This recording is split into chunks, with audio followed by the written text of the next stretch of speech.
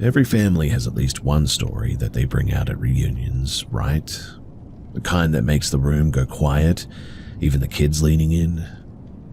In my family, it isn't a ghost bride or a cursed photograph or anything like that. It's something stranger. They tell it like a memory, not a legend. And even though the details line up each time, the part that haunts me isn't what actually happened. It's what might have happened next. Back in the early 1970s, my mother and her siblings were raised on a lonely stretch of land in rural Kansas.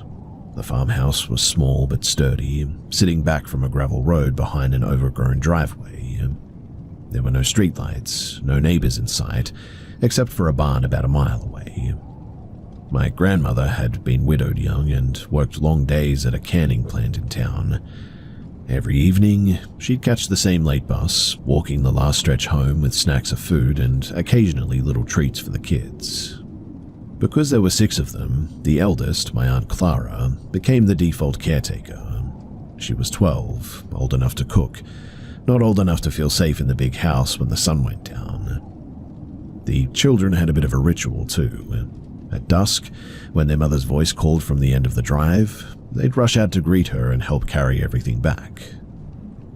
Now, one cold October evening, the sky was already a deep purple when they heard it, a voice at the end of the drive calling out to them. Not just similar to their mother's, but identical. The tone, the lilt, the exact phrase that she always used. "Come on out and give me a hand, will you?" All 6 of them heard it. 4 of the younger ones bolted out of the front door before Clara could stop them, the gravel crunching under their shoes as they sprinted towards the dark road. The driveway had no lights, but they knew it by heart by now. No one thought twice about not hearing the bus. Sometimes it arrived earlier and sometimes later. But when the children reached the end of the driveway, the road was empty. No bus, no mother, just field stretching away into shadow. No crickets, in fact. No sound at all. Clara came running after them, furious at first and then suddenly terrified. She called out, "Mum." The sound died against the open land. The younger ones began to whimper a bit. Then Clara said that she felt it. A sudden drop in the air. Not like a breeze, but like the warmth being pulled out of her body. She quickly ordered everyone back into the house, and they didn't argue. Inside, they locked every door and pushed the kitchen table in front of the main entrance. No one spoke above a whisper, and the smallest child, barely 5, kept saying, "It sounded like her, but it wasn't her," over and over again. None of them slept that night. They stayed in a tight cluster on the living room floor, waiting for a knock at the door that never actually came. The next morning, just after sunrise, their real mother arrived by taxi, not by bus. She had apparently missed the last bus the night before and stayed with a co-worker in town. When Clara told her about what happened, their mother went pale and wouldn't step onto the porch for a long time. To this day, no one in my family claims to know what had mimicked her voice. Some say that it was a predator, human or otherwise. Others think that it was something older, something from the fields. My Aunt Clara swears that the voice wasn't outside at all, but was coming from the middle of the driveway, as though waiting for them. We still tell the story at gatherings, but there's a part that we rarely include. That weeks later, a neighbor found strange footprints in the frost along the gravel road, small but deep, circling in place. It's an odd detail, I know, and something that may not be related, but still, it was so close to the time, and with everything that happened, we cannot help but feel like it had something to do with it all. But here's my question for all of you. What do you think it is that we encountered? I have personally wrapped my brain over this whole thing for years, and I still haven't come up with any solid answers. So if you have any theories as to what this might have been, then I'm all ears.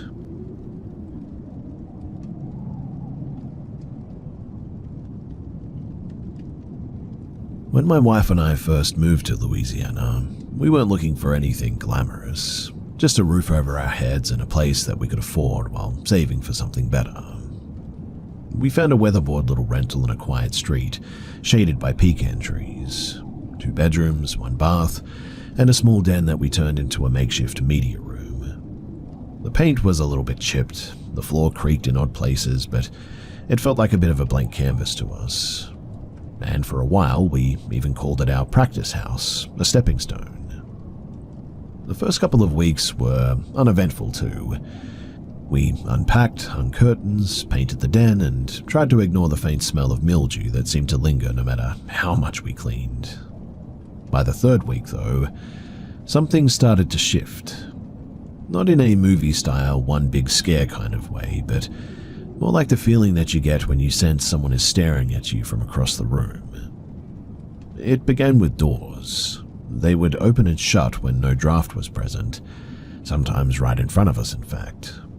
We blamed it on old hinges, misaligned frames, or the air conditioning at times. Louisiana houses do settle a bit, and we told ourselves that. One evening, we were both in the shower when we heard a clear, deliberate knock on the bathroom door. Not a creak or a tap or anything, but the kind of knock that you do when you're trying to get someone's attention. We froze. My wife whispered for me to go and check it, but we were both half soaked and half terrified. We waited, but the knock didn't repeat itself.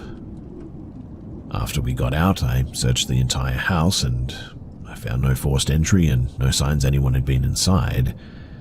It was definitely a little bit unsettling, but in the end we just sort of let it go. Then came the scream. It was around 6 in the morning on a humid morning when we both woke to a man's voice, a literal raw shout, echoing from the hallway. Not a word or not a phrase, but just a guttural sort of desperate scream. I literally bolted upright. My wife sat up at the same time and asked, "Who's yelling?" And that was enough to confirm that I wasn't imagining it myself. We got up, searched the house, but there was nothing. Windows were locked, doors secured, and there was no one else around. After that, it wasn't a one-off too. The same scream, the same time on multiple mornings. Always just long enough to wake us up, but never long enough to sort of locate it. A few times we came home to the sound of faint arguing in the den too. We would hear low voices until we reached the kitchen, and then silence. Mind you, there was no radio or TV on in the house. In fact, there was nothing that could have caused that. My wife began to have nightmares too. In them, she was chased through our house, but the rooms were sort of stripped bare, the walls splintered, the floors rotting. She said that she would hide in the den, only to hear something dragging across the floor toward her. The details were always the same too. She woke up sweating and shaking often. She's Irish Catholic, and her mother urged her to have a priest bless the house at one point. We did this, and it might have helped for a week maybe, but then everything resumed, only more subtle, I guess. A cold hand brushing my back at night, breathing where there shouldn't be any, the sense of being watched from corners that looked empty. By that point, my wife moved in with her sister, refusing to sleep another night there. I stayed behind to finish packing and break the lease and all that. My brother-in-law came in over to help me as well, and as we boxed up our things, one of the older neighbors stopped by. He leaned on the fence a little bit and said in a low voice, "You folks didn't know about this place, did you?" He told us that the house hadn't just been a drug den before, but before that, decades earlier, it had been used as an illegal boarding house where transient workers and runaways came and went. 2 people had vanished there in the 1970s, apparently. Some whispered about a third who was never reported missing. The last tenant, yes, a small-time dealer, had apparently died of a heart attack in the same back bedroom after days of binging on meth. No one found him for 3 days, and it was a mess when he was found. Suddenly, my wife's dreams made a lot more sense. The desolate rooms, the footsteps. It wasn't just his ghost. Maybe it was everything layered beneath it. All the fear, all the pain, compacted into the walls like rot. We moved out that weekend. The landlord, he didn't argue. In fact, he handed us our deposit without a word, as though he had expected this outcome. The new house that we found is unremarkable, and there's no creaks, no knocks, no breathing where there shouldn't be any breathing. At night it's almost too quiet, in fact, but we've learned to welcome that kind of quiet now after all of this. Sometimes my wife will still catch me staring at the walls and ask if I'm thinking about the Louisiana house. I usually just shrug. The truth is that I don't think about it as much as I sort of feel it, I guess. Like a place that's still happening somewhere without us there. Doors opening to empty rooms, a man's scream literally echoing down the hall every dawn. It was a terrifying experience and something that I will never forget.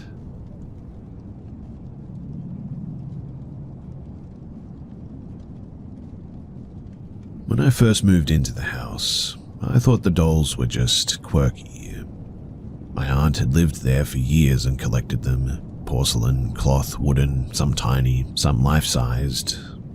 They were in every room. The living room, the dining room, even the kitchen. Most of them had wide eyes, mouths frozen in expressions of shock, sadness, or outright terror. I didn't like them, but I thought that it was all just harmless. The first week was fine too. I unpacked, set up my room, and mostly avoided the other rooms. But then I noticed small things, like a doll on the staircase would be slightly turned from where I remembered it.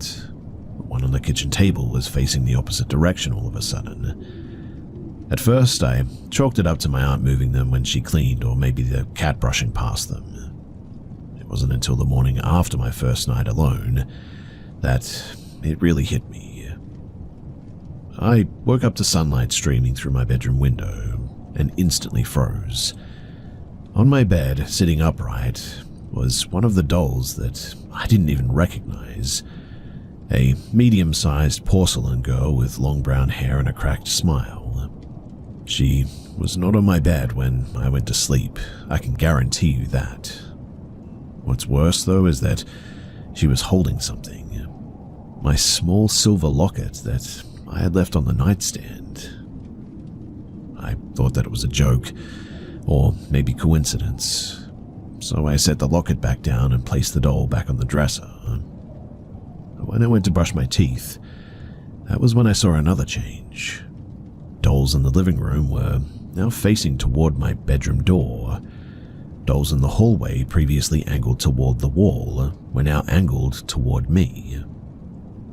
I didn't see anything that would suggest that someone would have been moving them, and the doors were locked too. Well, that night I stayed awake in my room, doors closed, lights on. Every sound, the creak of the floorboards, the scratching of the old radiator, it all made my stomach churn. Around 2 a.m. I swore that I heard soft plastic shuffling from the hallway too. And my cat, usually indifferent, crouched low too and hissed toward the bathroom. I didn't dare investigate. When morning came, I hesitated to leave my room. The dolls in the living room were different too. Their expressions seemed sharper, angrier, more desperate, as if they had been watching me all night. I checked my bed. Thankfully, my own doll hadn't moved, but a smaller one was now on the nightstand, staring at me, now holding my hairbrush. Genuinely, I could not explain it too. Nothing in the house suggested that anybody else had even been there. No signs of break-in, no drafts that could have knocked them over. Just the dolls, slowly repositioning themselves, as if they were alive. After that, I started keeping the bedroom door closed at all times, and I never touched any of the dolls ever again. I moved my own personal items into a backpack, and I slept with it on my lap. I don't know if the dolls were cursed, sentient, or if I had just finally reached the point where my imagination was feeding on their grotesque expressions. I just know that I never want to find anything on my bed that wasn't there before, ever again. Even now, months later, I cannot walk past a doll without at least checking twice.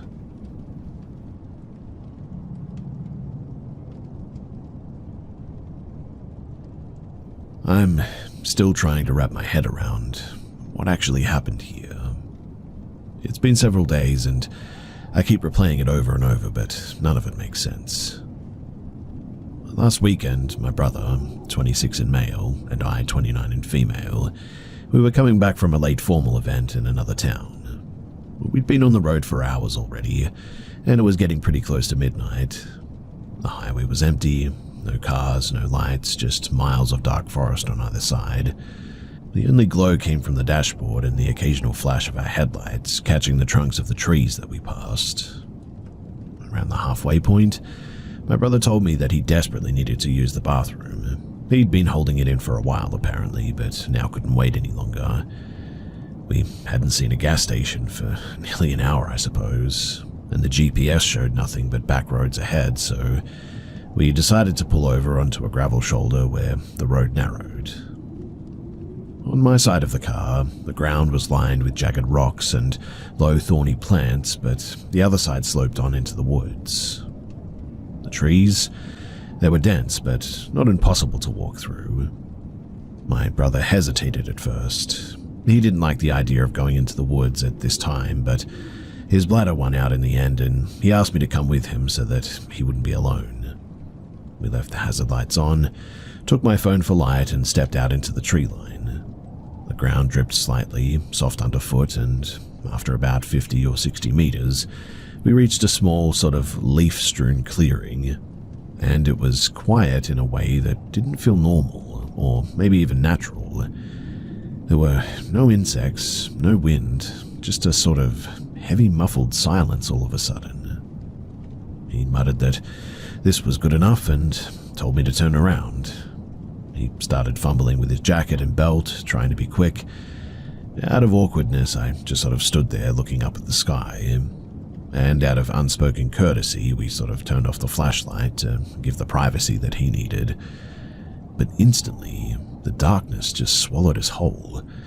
The only sounds were really coming from us, from shuffling and obviously him urinating on dry leaves and the faint hum of the highway far behind us, but then, from the darkness, my brother let out a sharp sort of panicked yell.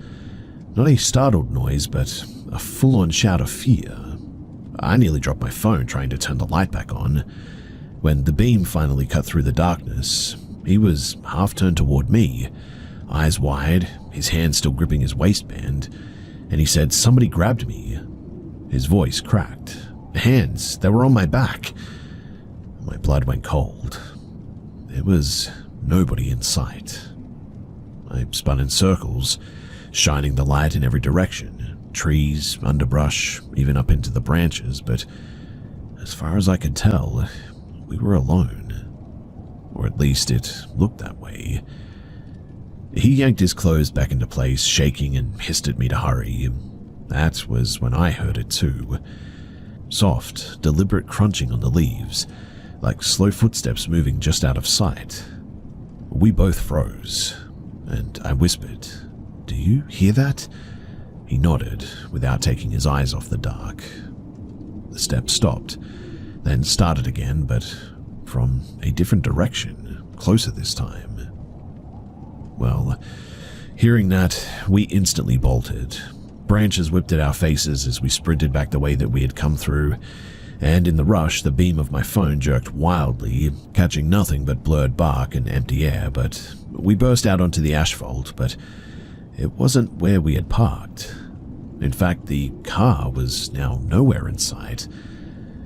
For a moment, neither of us said anything and had no idea what to do. We just stood there, breathing hard and trying to orient ourselves. The road was dead quiet, though, lined with trees in both directions. Then, maybe 100 meters down the shoulder, we saw our car's hazard lights blinking through the fog. We didn't speak, we just ran.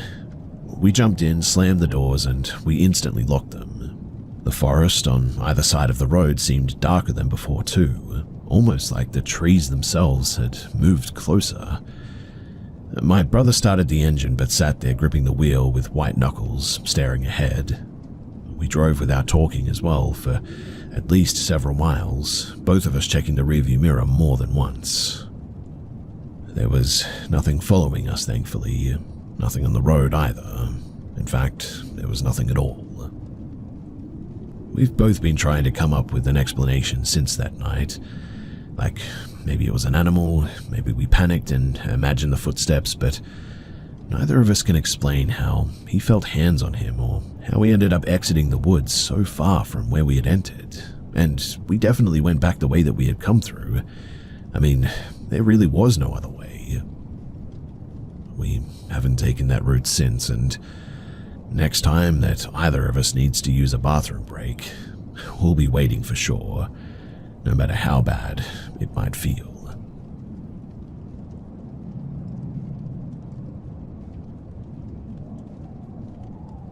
So I'd been bow hunting in a remote swamp bottom in southwest Georgia this past weekend. It's one of those places that takes real effort to get to as well. Almost 3/4 of a mile through brush and uneven ground from the nearest clearing even.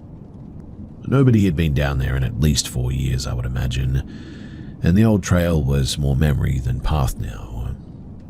By the time that I finally set up my stand, the woods were already pretty quiet and heavy with that sort of pre-dusk stillness. I have hunted in these woods my whole life. I've heard just about everything that can make a person's hair stand on end. Foxes screaming, raccoons fighting, the occasional tree falling hard enough to sound like a gunshot. None of it ever really rattled me too much though. But what happened that night has been sitting in my head ever since.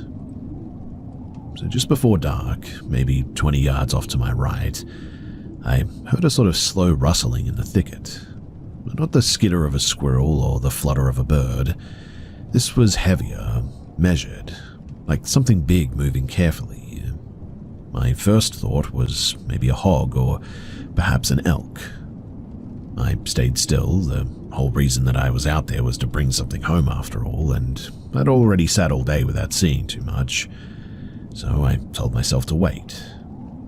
The light dropped pretty quickly. In that swamp bottom, dusk feels like someone turning a dimmer switch all the way down, really. And so, within minutes, everything around me was just a silhouette. That rustling was definitely still there, just off to my right, moving but never showing itself. Then about 10 minutes after full dark, that was when it started. At first, I thought it was some kind of a bird call. 3 sharp clucking sounds, spaced just enough apart to make me think that it was a turkey. But the tone was off, too deep and too slow.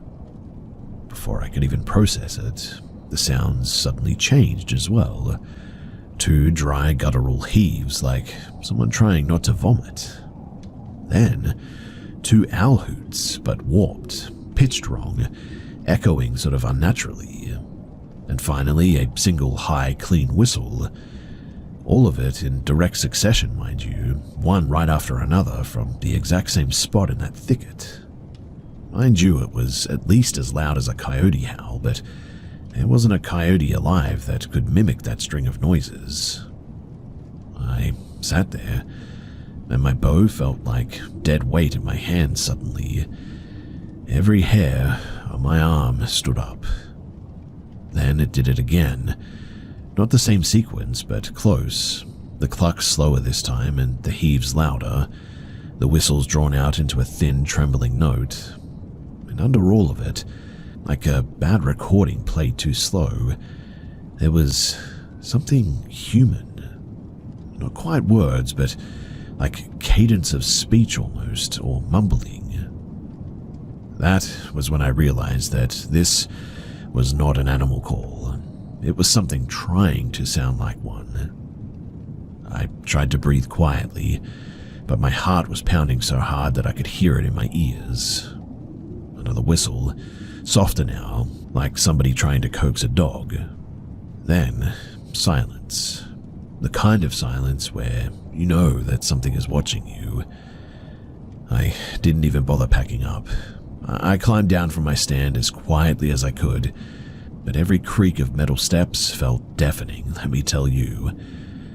When I hit the ground, the thicket went dead still again, and I told myself not to run and to try and walk quietly. Halfway back to the clearing, I swear that I heard it behind me. One single drawn-out cluck. Then, from another direction ahead of me, the same whistle. Whatever it was moving faster than I could. I walked faster, eyes darting between the dark shapes of trees, trying to keep my breathing steady. The brush felt thicker than before, the trail harder to follow. I didn't see anything, but every few seconds, I caught faint noises.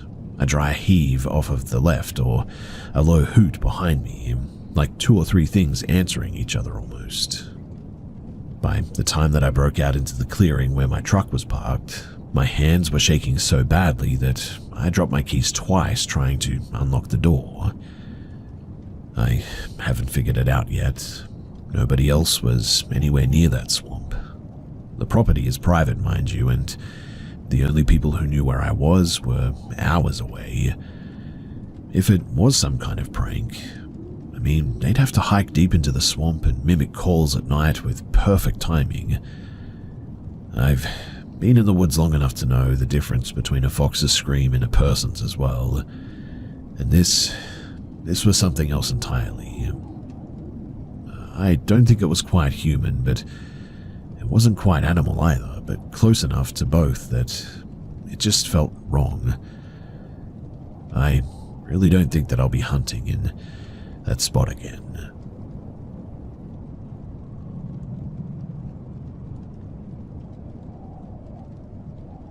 I'm not really the type to spook easily. I grew up hunting, hiking, and camping alone, and I'm used to weird sounds at night, really. But what happened last weekend, I don't know how to explain it. You see, I'd gone out to camp in a state forest about an hour from my town. Nothing too deep, but far enough off the trails that you don't see other people once the sun goes down. I set up camp near a small creek. I cooked some food, and by the time that it got dark, I was just sort of sitting by the fire, scrolling through my phone until I lost service again. Around 11 p.m., I noticed this pale light moving low over the tree line. At first, I thought it was a plane, but it didn't blink like one. It was more like a slow, steady glow, almost like a flare, but too controlled. Then another one appeared, a little farther off. They didn't make a sound and just sort of drifted. I stood up and watched for a while, trying to film with my phone, but the video showed really not too much, just pixels. In fact, it was almost like the camera sort of refused to pick it up. I must have been staring at those lights for a good few minutes, but the next thing that I remember, I was on the ground by the fire pit. My fire was out, my flashlight was off, and when I checked my watch, it now said 2:17 a.m. Now, I don't remember lying down at all. I don't remember the lights going away, and it was just gone. Hours of time, just blank. But my head felt thick, like when you wake up from a nap that you didn't mean to take. The forest was silent, no bugs, no wind, just heavy silence. I stood up and immediately noticed something else too. My clothes were wrong. My shirt was on inside out and backwards. My belt was buckled from the wrong side. My socks didn't match, and it was like somebody else had dressed me. Well, I ripped my jacket off and flipped my shirt back the right way, and my hands were shaking so bad that I could barely do up my belt. The whole time, I had this feeling that somebody was behind me too, just at the edge of the fire circle, but when I turned, it was only trees. I didn't bother packing up properly. I just shoved my sleeping bag into the trunk, I grabbed my pack, and half ran the trail back to the car with my flashlight bouncing the whole way.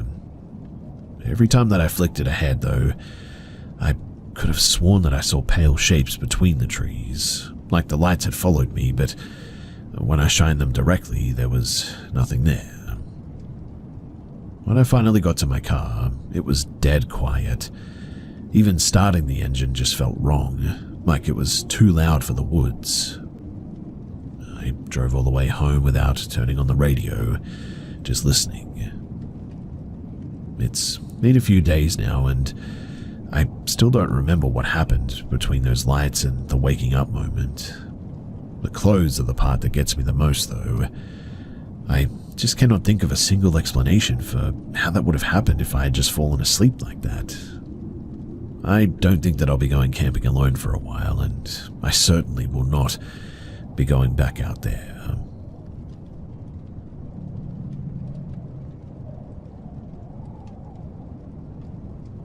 When I look back on my childhood home, there's one thing that I've never been able to explain. I didn't even consider it online until recently, when I mentioned it to my wife and she immediately recognized the description from things that she had read. Looking back, I strongly suspect that what I encountered as a kid was something like a mimic, an entity that could take the appearance of familiar people. The first memory that I have is from when I was about 6. I woke up in the middle of the night and saw someone cross my doorway. It was unmistakably my mum, the way that she moved, the nightgown that she wore. But when I called her name, the figure sort of arched and contorted like an animal might, as if it was testing me or reacting to being noticed. I ducked under the covers, and when I peeked again, it was gone. I can still remember the feeling of tension in the air, though, the subtle wrongness of it all. Well, a few years later, I was home alone in the middle of school when the power cut out during the day. The basement of our house had old ceilings that rattled with movement all the time.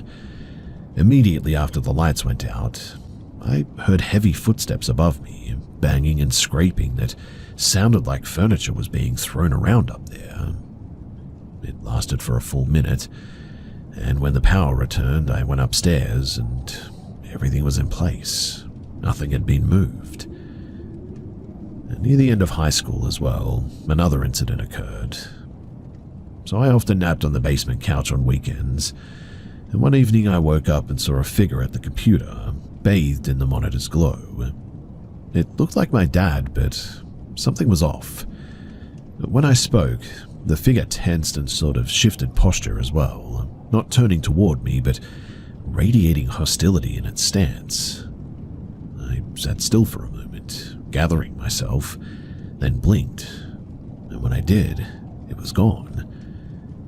I was awake the whole time, though, and afterward I stayed up the rest of the night. The last experience happened in college. I came home late one night and felt a cold spot in the hallway outside of my bedroom. I tried to ignore it, but when I got into bed, I then felt someone sit on the edge of the mattress opposite me. A hand rested on my shoulder, and a familiar soft voice said, "Hey, wake up." It sounded exactly like my dad, but he had never spoken like that. I jumped up, and when I did, the room was empty. After that, I never saw or felt anything else in the house again.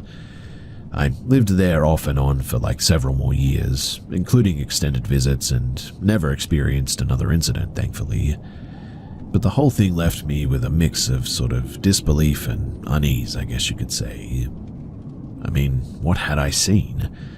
Why did it appear in forms that I trusted, but behave in ways that were so wrong? The gentleness in the final encounter contrasted with the fear from earlier events too, leaving a confusing memory that I carry to this day. I never did tell my parents about these experiences. Even now, thinking back about it makes me uneasy too. Sharing it here with all of you guys, though, having heard other accounts that sound similar, I realized that I really wasn't alone, that there are forces or entities out there that can imitate what's familiar, and sometimes they present themselves in ways that feel both frightening and oddly personal.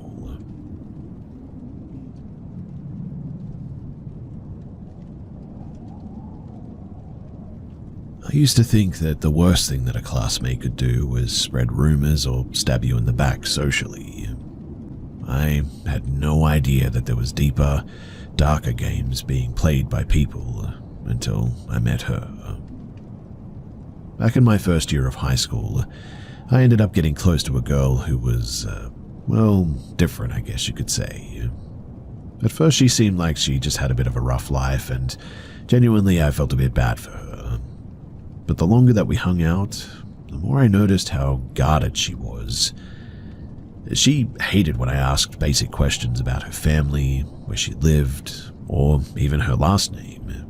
She dodged or changed the subject every time, and whenever I thought I was getting to know her, she would shut down completely or start oversharing things that just didn't add up at all.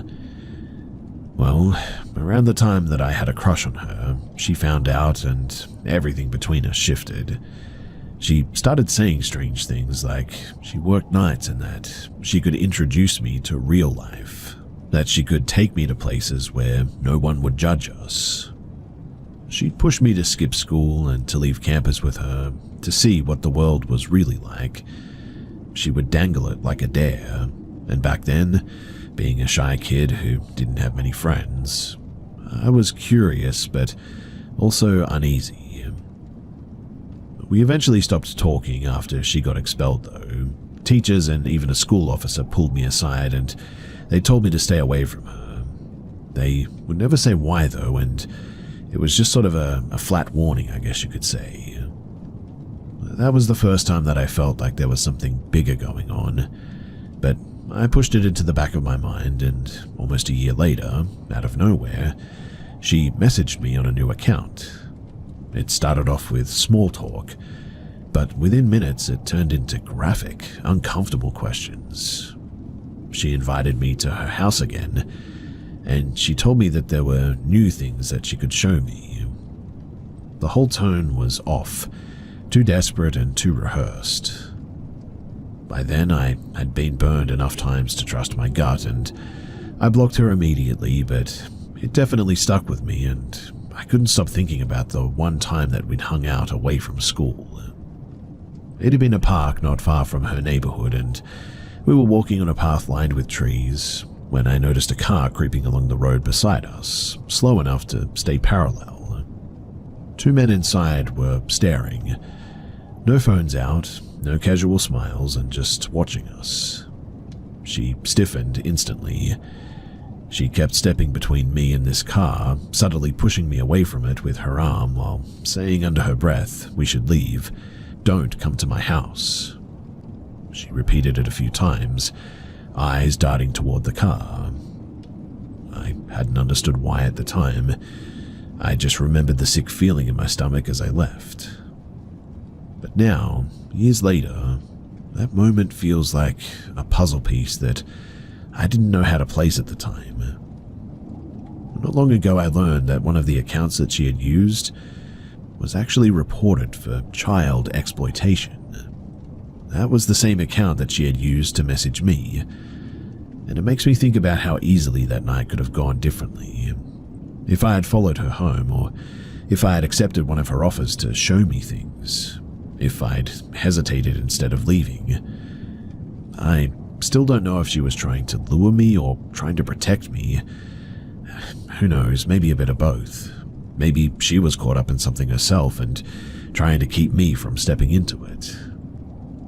Every now and then, especially late at night, I still replay that all in my head. The car, the men, her tense voice telling me to leave like that. I guess I'll never know exactly what was waiting on the other side of that decision, but I do know that something was off, way off, and that I was lucky to walk away that day.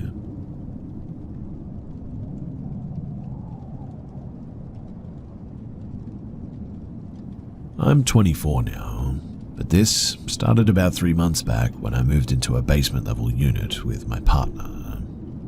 He's on the overnight shift at a warehouse 2 towns over, so most evenings it's just me, the glow of the TV, snacks, and our 2 cats pacing between the couch and the kitchen. I've always liked the quiet though, even at night. It felt private and safe. Well, until recently. It started as little things that I didn't even think twice about. A window in the den left cracked open when I was almost certain that I'd closed it. The latch on the garden gate flipped the opposite way. A small kitchen chair nudged out from the table. There were details easy to write off. Maybe I'd been tired. Maybe I'd just forgotten. Maybe the cats had been crazy or something and moved things. Then one night, a little after 1 a.m., I heard someone moving slowly along the outer walkway. Our building only has 4 units and a single shared entryway, so at first I figured that it was just a neighbor. But when I looked through the peephole, there wasn't a neighbor. There was a figure standing almost flush against the doorframe, hood up, head angled down and motionless. I couldn't see a face, and they weren't knocking, they were just sort of not saying anything and just standing there and breathing. After what felt like maybe a full minute, they then moved off, and my heart was sort of panicking, I guess you could say. I didn't even open the door until morning, and when I finally did, there was a folded scrap of paper jammed under the welcome mat. Just my first name on it. No note, no handwriting that I recognized, no message, and just my name. I tried to tell myself that it was just some sort of bizarre prank. My boyfriend brushed it off at first too, until he noticed deep scratches along the edge of the deadbolt, marks that definitely had not been there when we first moved in. We picked up a cheap security camera from a big box store and stuck it above the door for everyone to see. 2 nights later at 3:07 a.m., the camera recorded someone trying the knob. Same hood, head angled down, and they jiggled the handle for at least half a minute, then backed off when headlights swept past from the street. We obviously filed a police report, turned over the footage. The officer just said to keep things all locked up and to call if it escalates. We upgraded to heavier locks and a door brace as well. For a couple of weeks, everything went quiet too. But the quiet hasn't been comfortable, I guess you could say. Every tiny sound makes me sit up and become alert. Even the cats pause sometimes and stare at the door like they're hearing something that I'm not. What's been eating at me the most, though, is just how calculated this whole thing feels. Whoever it is clearly knows when my partner leaves and when I'm alone. I've scrubbed my socials, stopped posting anything about my schedule. But the tension in my own apartment, it hasn't gone away. The other night too, at like 2 in the morning, I woke up to what sounded like the faint click of our back latch, the one that leads to the shared basement laundry area. I stayed frozen, staring at the ceiling, telling myself that I was just imagining it, that I was just anxious from everything that had happened. I've started setting my phone on my video with the flashlight pointed at the door before I sleep too, just in case. This is the first place that I've lived where I feel like the walls are sort of closing in on me. It's not just fear of a break-in that worries me. It's the creeping sense that someone already knows more about my habits than even I do. I used to look forward to nights alone, but these days I count the hours until dawn.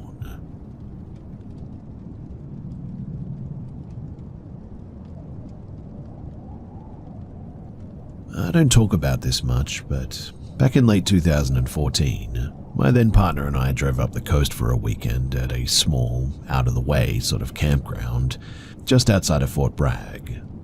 It wasn't a busy site, a scattering of old redwoods, a handful of fire pits, and a few tent pads separated by brush. The whole place had this sort of hollow, forgotten feel to it, and when we arrived, there was only one other occupied area within sight of ours. Off to the side of the main loop sat a narrow, pale blue pup tent wedged between two leaning trees. It was the kind of ultra-light camping tent that you'd use if you were hiking solo, I guess. Barely big enough to crawl into, but just enough space to make do. What unsettled me even before we unpacked, though, was just how stripped the setup looked. No cooler, no fire ring, no lantern, no food bag hanging from a branch or anything like that. Not even shoes or a bag outside. Just that zipped tent and nothing else. We tried not to think about it, though, and went about our evening. We built a small fire, made dinner, and were in our sleeping bags before 10 p.m. Not long after we zipped our tent up, something started, though. It wasn't music, it wasn't a group of campers. It was like a low rhythmic murmur, like a chant or a recited phrase almost, drifting out from where that little blue tent sat. It didn't rise and fall like normal speech. It had a sort of pulsing pattern, almost like a metronome. My first thought was that maybe someone had fallen asleep with a meditation app or a recording playing. But it kept going, and then the same staccato string of syllables looped without a break, with no breaths in between or anything. At points it grew louder, distorted, then dropped back to a whisper, only to swell again. It had a human sound to it, but at the same time it felt completely off, like an imitation of a voice, rather than an actual person speaking. I whispered to my boyfriend, asking if he heard it too, and he did. We both lay there, stiff, listening. By midnight it was still going, and by 2 a.m. it hadn't changed. It had that sort of recorded quality, but if it was a recording, who was out there alone, in the dark in a half-empty site, playing this just over and over again? Every time that I thought about peeking out, something in me resisted, though. The tent's fabric glowed faintly from our headlamps, and beyond it was just blackness and that endless murmur, like somebody chanting in a language that I didn't understand. When pale light started creeping through the trees again in the morning, the sound was still there too. We packed up our gear quietly, skipping breakfast that morning, and walked our stuff to the car instead of making 2 trips. As we backed out of the site, I glanced once at the little blue tent. The zipper flap was open now, but inside was completely empty. That image has stuck with me for almost a decade now. A stripped-down campsite, a voice that wasn't quite a voice, and the realization that if it was a person out there, that they'd chosen to spend the whole night in the woods, repeating or playing back whatever that was. Sometimes, too, when I think back in that moment, I wonder what we would have seen if we would have had the nerve to unzip our tent and take a look.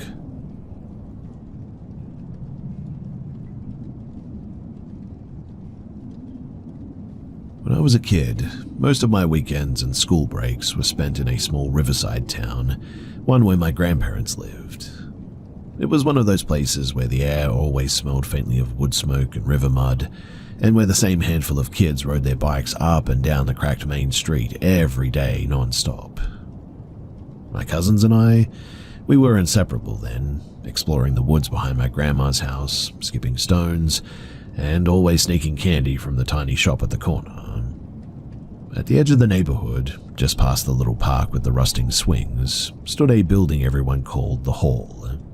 It had once been a community center, the kind that hosted dances and bingo nights decades ago. But by the time that I was old enough to remember it, it was really just a husk of itself. Its roof sagged inward, paint peeled from the siding in long scabs, and the tall windows were nothing but jagged gaps lined with grime. The doorway, it had been sealed with glass at some point, but the panes were shattered, leaving only a crooked frame now. Graffiti covered nearly every inch of this place too, and even during the daylight, the hall gave off a sort of heavy stillness. It wasn't just creepy, it was the kind of place where sound seemed to die sort of mid-air. My cousins refused to go anywhere near it too. I used to bike circles around it alone sometimes, peering through the empty windows and imagining ghosts or old band equipment left behind. Years later though, when I was about 14, a friend of mine, Mark, came back from abroad for the summer. He was older, taller, and way more daring than I had ever been. And on one sweltering evening, bored and restless, we rode our bikes down to the park and stopped in front of the hall. "Let's see what's inside," he said. I wanted to say no, but the challenge in his voice sort of hooked me a bit. It was just after sunset. The street lamps in that part of the town were few and far between, casting thin cones of light that didn't quite reach the hall. We leaned our bikes against a tree and crept up to the doorframe. Broken glass crunched under our shoes. Inside smelled of damp wood and old smoke. We flicked on our phone flashlights. Trash was strewn across the floor everywhere. Rotting sleeping bags, torn up flyers, empty bottles. Strange markings that were not quite graffiti as well ran along the lower walls in sort of looping strokes, as if someone had been scribbling with charcoal. The layout was bizarre too. Corridors led back into other rooms but curved around in sort of tight loops, so you'd end up right back where you started without meaning to. We whispered without realizing it. Every step sounded too loud. I remember focusing on the old stage at the far end, imagining how people once danced there, and then suddenly, Mark was gone. The beam of my phone jerked wildly as I spun in a circle, but there was no Mark. My chest went cold and I hissed his name louder and louder. From the darkness behind me, something lunged, hands grabbing my shoulders. I nearly dropped my phone, but it was Mark, doubled over, laughing at his own prank. Instantly, I started to snap at him, but that was when I heard it. A sound behind his laugh. A low chuckle, drawn out like a breath rasping through teeth. It was subtle at first, then clearer. It was not Mark's voice, and it certainly wasn't mine. I whipped my flashlight toward the far corner of the room, and there, a tall man stood, half hidden by a doorway, his silhouette thin and crooked. His hair hung in strings, and his face, or what little I could see of it, didn't match any adult that I knew in town. He wasn't startled by our lights, and he sort of just stood there, tilting his head, his mouth curved in what might have been a smile. I don't remember dropping the phone or grabbing Mark's arm, but the next second we were sprinting for the doorway, glass crunching under our feet and stumbling over each other. We jumped onto our bikes and pedaled so hard back toward my grandma's street that my lungs were literally burning when we got there. Later, lying awake on the old pull-out couch, I kept replaying it. We had been so quiet, and every step that we had took echoed. But how had he moved so close without any sound? And that laugh, the way it sort of slotted perfectly into Mark's as if mocking it. Even now, years later, I can picture that empty hall with the crooked corridors and the man in the corner, just standing there perfectly still, as if waiting for us to stop running.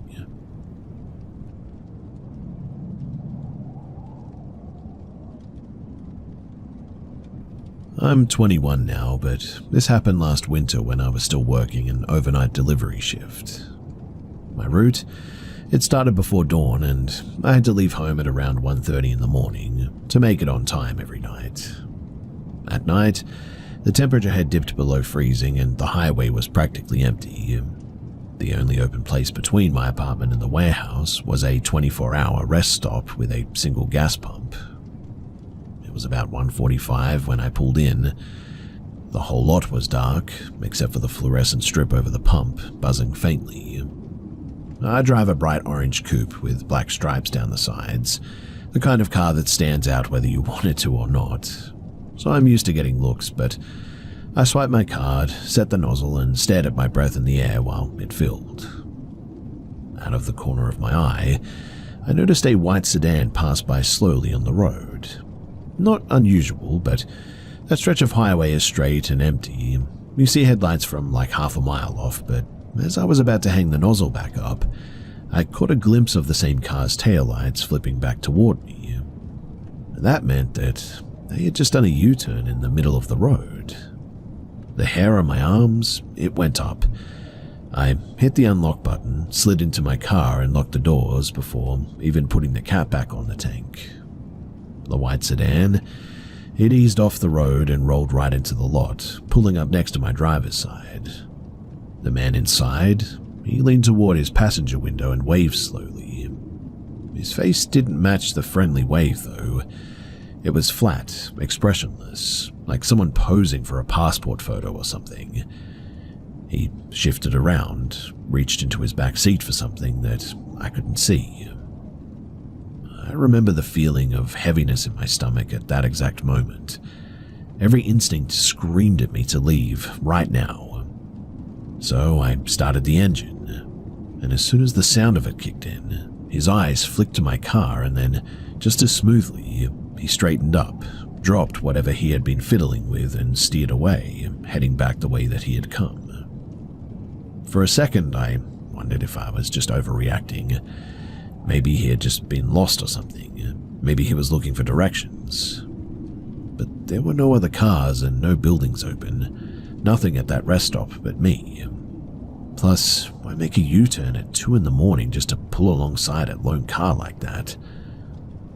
Well, I didn't stick around. I floored it back onto the highway, hard hammering, constantly checking my mirrors.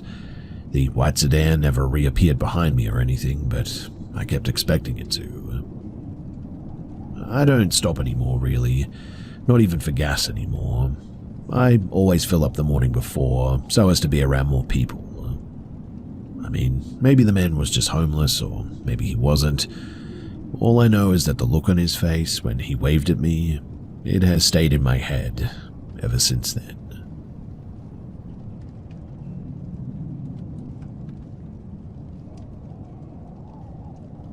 I grew up in a quiet fishing town on the northern coast of Japan. It certainly wasn't the kind of place where people swapped ghost stories for fun or anything. Old superstitions were treated as warnings, if anything, not entertainment. But there was one story, whispered by my aunt when I was 10, that refused to leave me. She didn't tell it like a campfire tale. She told it like it had actually happened, like she was warning me. The story goes like this. So there was a young office worker who had just moved from Tokyo to our town to take a job at the municipal office. He was quiet but polite, known for walking home late from the train station and bowing to his neighbors. One week, he stopped showing up to work though. He didn't answer his phone. His supervisors thought that he might be sick, so 2 co-workers went to his rented room above a shuttered restaurant to check on him. The man who opened the door was barely recognizable though. His skin had turned a grayish shade, his eyes sunk deep into his skull. He kept glancing over his shoulder as if someone was standing behind him too. The room smelled of mildew and stale sweat. The curtains were tied shut with string, and every light bulb had been unscrewed, except for one dim lamp by the bed. One of the co-workers tried to break the tension with a bit of a laugh. "Hey, let's open a window," he said. "This place is suffocating." But the man stepped in front of the curtains like a guard dog and whispered, "I can't. She'll see me." "Who?" they asked. He didn't answer.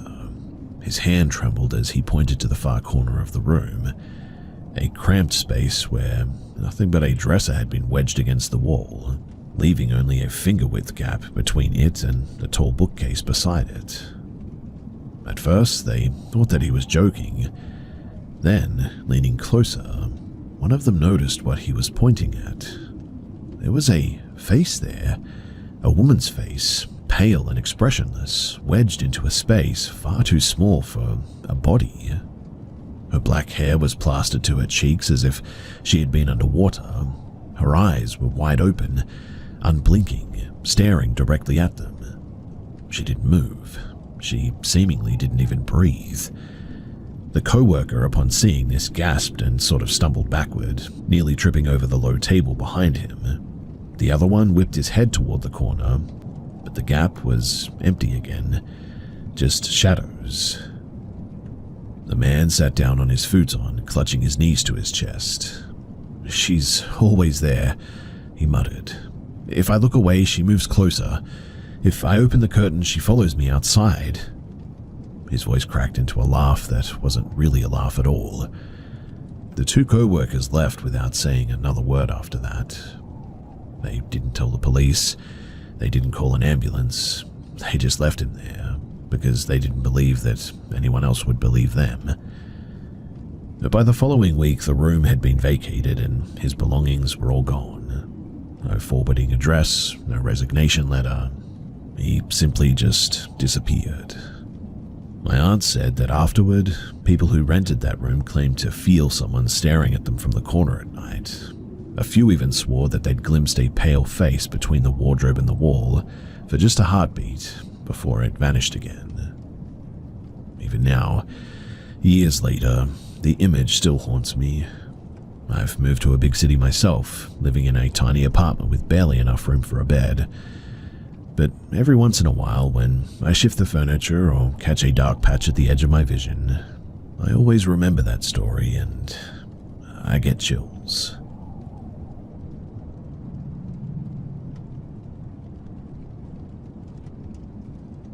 I don't usually talk about things that have followed me my whole life. Most people think that you're just exaggerating or looking for attention when you mention ghosts. But since childhood, I've lived with things that cannot be explained away. Now I'm 24, a mother, and still trying to untangle what exactly happened. For now, I'll tell you about the place where it all began.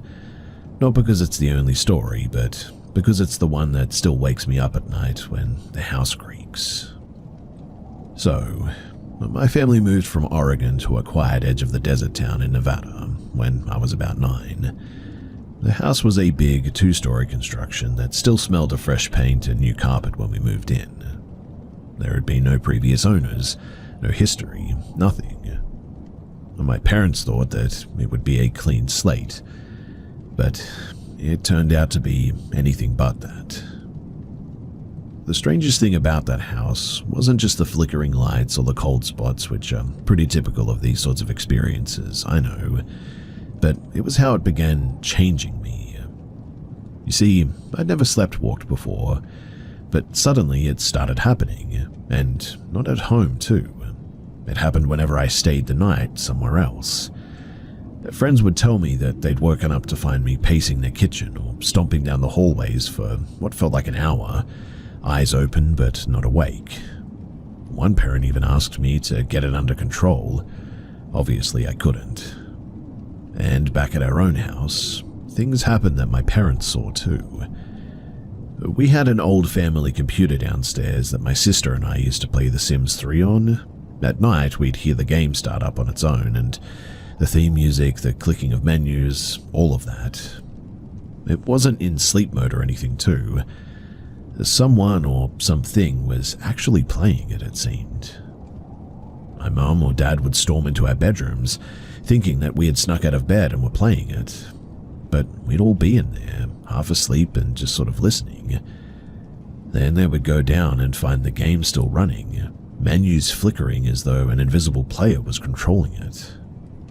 If it had been only that, maybe we could have laughed it off, but then there was the night of the light. My parents had driven back to the house to grab some clothes for my sister and me while we stayed at our aunt's one time. As they pulled into the driveway, my mother noticed the light in my bedroom was on. She was always obsessive about switching off lights, so she asked my father why it was burning, and he swore that he'd turned it off. And just then, as they were talking, it seemingly flicked off by itself. They parked, my dad took a baseball bat and went in to check the house. When he came back out, though, he was pale as a ghost. Nobody was inside. My bedroom light was off, but A different room's light, one that you could only see from the other side of the house, was on instead. That same night at my cousin's, I slept-walked again. My cousin said that she saw me moving in circles through the kitchen and the hallway, and she apparently said my name. I stopped, stood in the kitchen staring at her. She went to the bathroom and came back, and apparently I was still there. My sister later confirmed that she had seen the same thing. To this day, I don't know if it was just coincidence or if whatever had been in our house was sort of borrowing me, I guess you could say. In any case, the scariest moment, though, happened later. By then, I was in 7th grade, and I had started closing my bedroom door at night. I had been editing a Vine video, you know the craze, on my laptop when I heard heavy footsteps in the hallway. My mother texted, "Is that you?" and "Be quieter." I texted back, "No." I looked toward my little sister's room, diagonal to mine, and I swear to you that I saw a tall, dark shape standing over her bed. It was leaning slightly as though watching her breathe as well.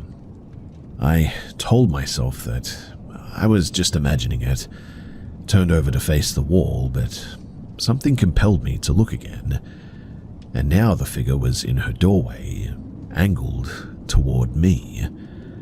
I quickly got up and shut my door, and the footsteps started up again, louder, stomping down the hallway and thudding down the stairs. My mum and sister heard it too, and my mum opened my door, pale, and asked, "You heard that, right?" Then, as if on cue, the computer downstairs started going crazy. This time, none of us went down to turn it off, and after that, I wouldn't sleep without my door closed. But even closed doors didn't always help. One night I woke up to a scratching sound in my closet. Yeah, that was terrifying.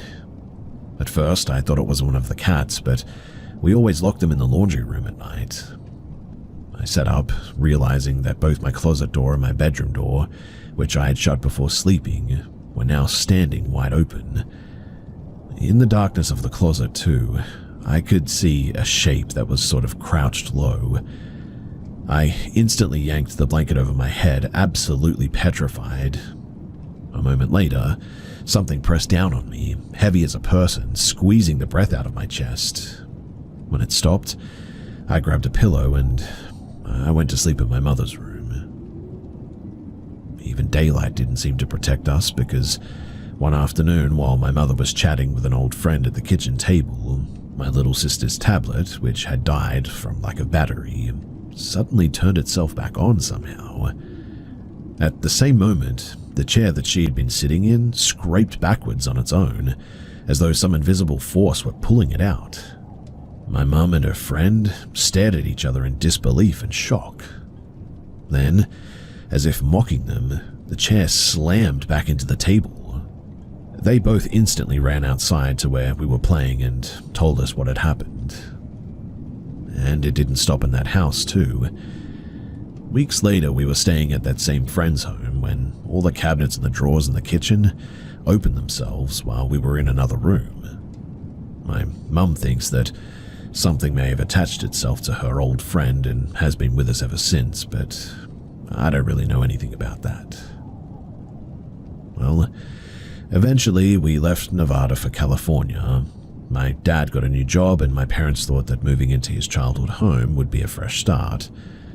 That house had some of its own stories. The town was like built over old tribal burial grounds or something, and I felt it the first night that I slept there. It must have been around midnight when I heard whispering right in my ear, then something cold brushing my cheek. I sat up, but there was nothing. When I lay back down, it happened again, and that was when I saw something too. A figure peering at me from the foot of my bed, sort of half hidden as though it had been waiting all along for me to notice it. Now, I could go on and on with all of the experiences, but my guess is that you guys get the point.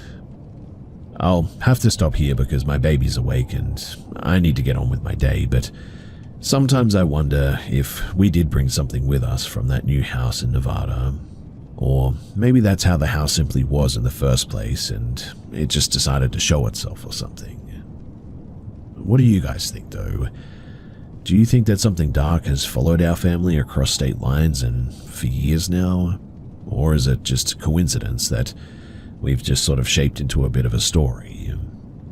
I would like to know what you guys think, and if you can give me any feedback on how to get rid of these things, then I would be very grateful.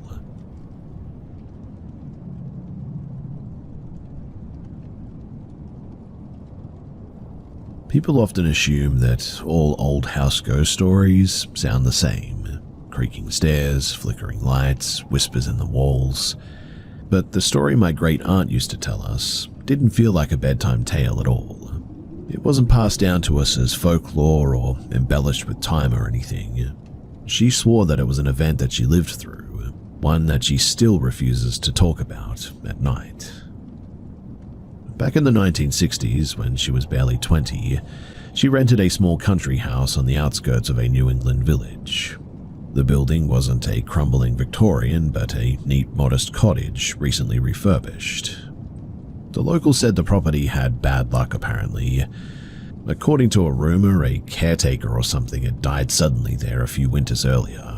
Whether by accident or by choice, no one could say for sure, but that's what happened allegedly. My aunt didn't believe in spirits, but she remembered how neighbors would glance at the house as they passed, as though checking it was still standing almost.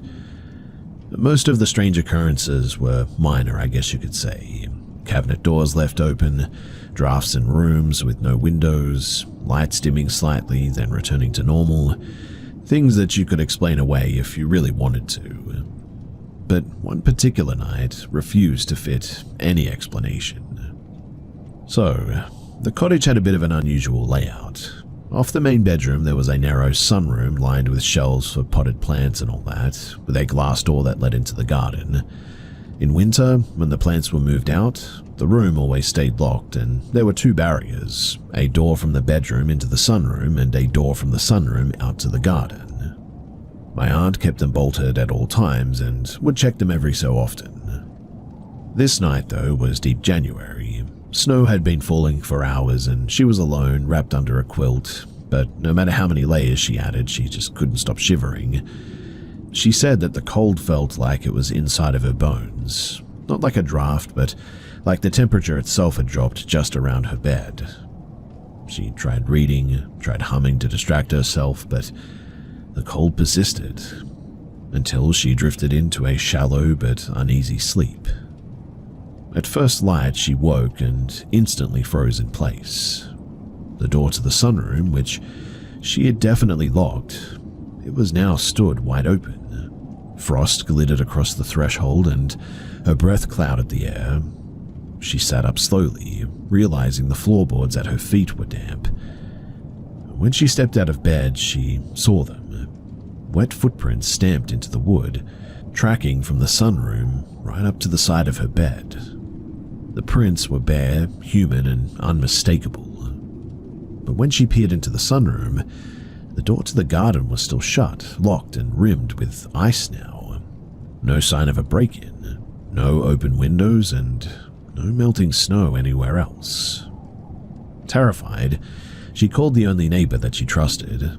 He came over and examined the doors, the prints, the lock too, and nothing was forced or anything.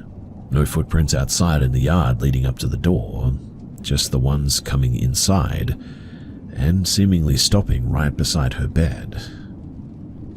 She left the house within the week and she really never spent another night there. In retelling it years later, she'd lower her voice and say the same thing every time. Something was already inside with me. It didn't come from the garden. I don't know if she believed it was the rumored caretaker, something older, or simply a nightmare that left condensation patterns on the floor or something. But even decades later, she would still refuse to sleep in any room with an attached glass porch or greenhouse. So, I'll ask you guys, if you woke up to find footprints inside of your locked room, prints that started at your bed instead of ending there, how would you ever convince yourself that you'd been alone? I cannot find an explanation for this, and neither could she all these years later, which leads us to believe that someone or something was with her that night.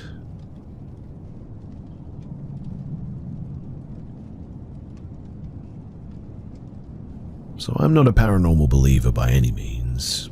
I grew up on ghost stories, but I never bought into them. My first instinct, as with most people I guess, is always to find a logical cause. Still though, I've told this to a few people now, and nobody's been able to give me an answer that really sits right. This was March of 2024, Glen Affric. Me and two mates had decided to go wild camping for 4 days, hiking during the day and setting up in different spots each night. The first day was pretty much uneventful. Dinner, some whiskey, laughing under the stars, stuff like that. By 9, we had all gone to bed after a long day of hiking, and we had 2 tents. Mine, a 2-person that I used alone, and theirs, a 3-person that they shared. The running joke about this at the time was one of them had pulled the short straw because he had skimped on food and had to bunk with the other guy. It was just after I zipped myself in, too, that the weirdness started. 10 minutes of stillness, then faint movement. Someone or something stepping lightly around my tent. Not loud enough to be boots, but not soft enough to be wind either. I told myself that it was a deer. I mean, this part of the Highlands teems with them, and I've seen several earlier that day. But the sound circled closer, and it was deliberate. I was lying in the center of the tent, bag to my side, boots at my feet, when suddenly the inner fabric bowed inward at my neck, and something touched me. Not a scratch, not a brush, but a grip, firm as a handshake, but not painful. 2 fingers, maybe 3, and human-like. I froze in place and my breath went shallow, waiting for more movement, a voice or anything, but nothing came. The pressure vanished and the fabric snapped back, and I didn't even hear retreating footsteps. I stayed like that for what felt like a long time, then whispered my friend's name, trying to keep my voice steady. There was no answer. I tried again louder, and finally from the other tent a muffled groan. They had been asleep. I told myself that it was just whiskey-induced nerves. I'd only had a dram and a half though, but still. I tried to settle down. 10 minutes later though, my mate yelled out, his voice cracking in panic, and he swore that something had just done the same thing to him, touched the back of his neck through the tent wall. I crawled out of my tent and into theirs without hesitation after this, and all of us stayed awake a long time after that, huddled in the shared tent, whispering theories. None of them fit, obviously, and we saw no shadows, heard no retreating steps, no zips undone or anything, and yet we had both felt it. Well, we didn't get any sleep that night, but the next morning was bright and calm, and we checked the area. There were no tracks near the tents except for our own, and we really didn't find anything. Thankfully, over the next 3 nights, nothing else happened. We hiked, we cooked, we even joked about it. But at night, when the others fell asleep, I always kept one eye open, just waiting for another brush of fabric. Like I said, thankfully it never came. Now, at first I thought that maybe one of the lads was just playing a prank, but they're not that good at keeping a straight face. And whatever had touched me had done it once, not fumbling or feeling around as if to guess where I was laying. It was precise and deliberate. My working theory is that a gamekeeper or maybe a poacher was wandering through and decided to just scare us off. We did see a few gamekeepers later in the trip, but I don't know. I cannot reconcile the way that the grip felt. Like a hand, but not warm and not heavy. Like a pulse or maybe pressure or something. Plus, we never heard a single footstep leaving. And look, I'm not saying it is paranormal, but I'm just saying that it was weird. It's been months and I still haven't got a satisfying answer for this. If anything, the part that bothers me the most is just how intentional it felt. Like something knew exactly where I was lying in the dark and wanted me to know that it was there. I don't know. I might have been able to have dismissed this if it was just me, but the fact that my friend also experienced this, something was off, and again, I don't know how to explain it, but it was weird.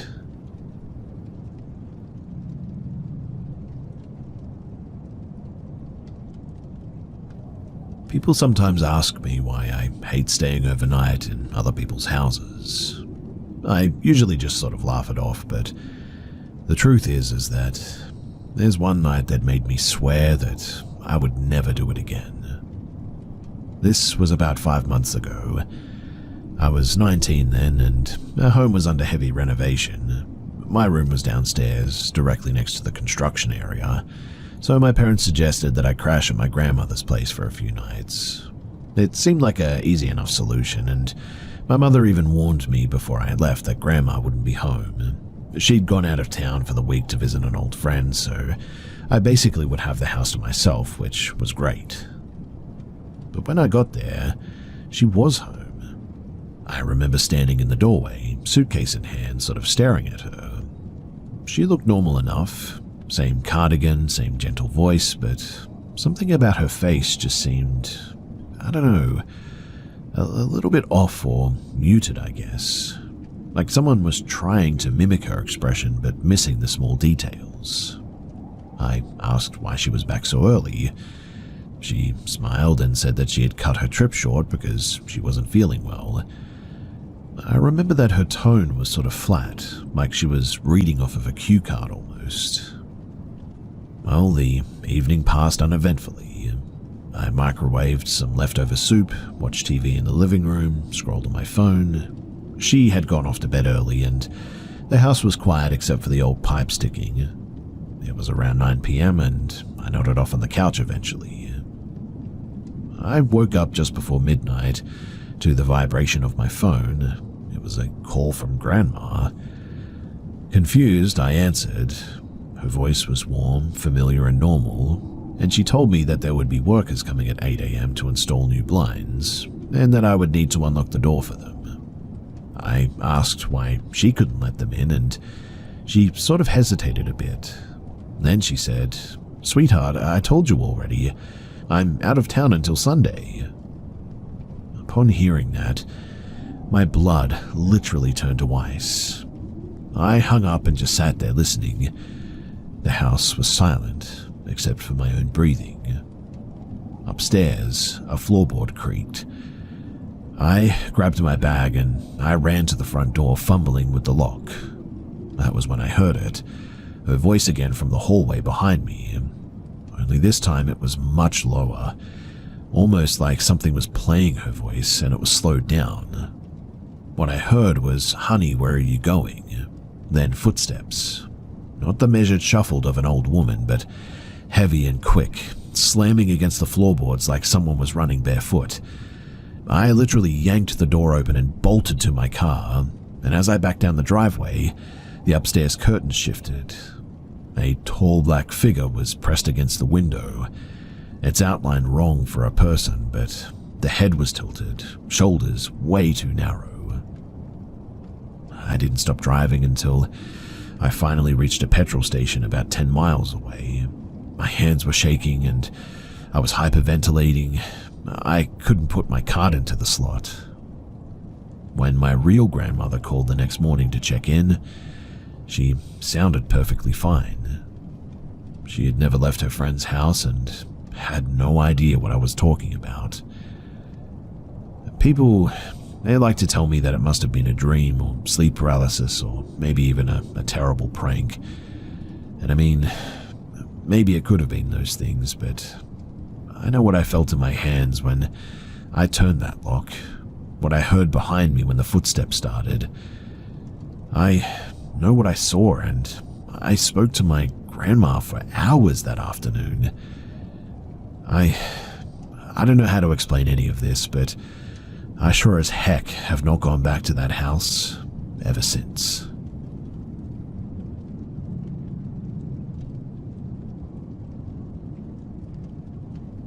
15 years ago, on a family trip to the US, I saw something that I still could not explain. And my dad, he saw it too. We were doing a low-budget road trip from Las Vegas to Southern California to visit family and friends. At one point, near the end of the trip, we decided to drive to San Diego for the day and grab dinner before heading back. It was one of those outdoor shopping districts, rows of restaurants and stores clustered around fountains and street performers. It was crowded but not chaotic, dimly lit by warm string lights, the smell of fried food and sea air drifting together. But we were tired, hungry, and in a line of about 10 people, waiting for a table at a busy restaurant. I was at the back of the queue with my dad. He was holding my little sister, and I remember sort of absent-mindedly watching people drift by. Tourists, locals, teenagers with skateboards.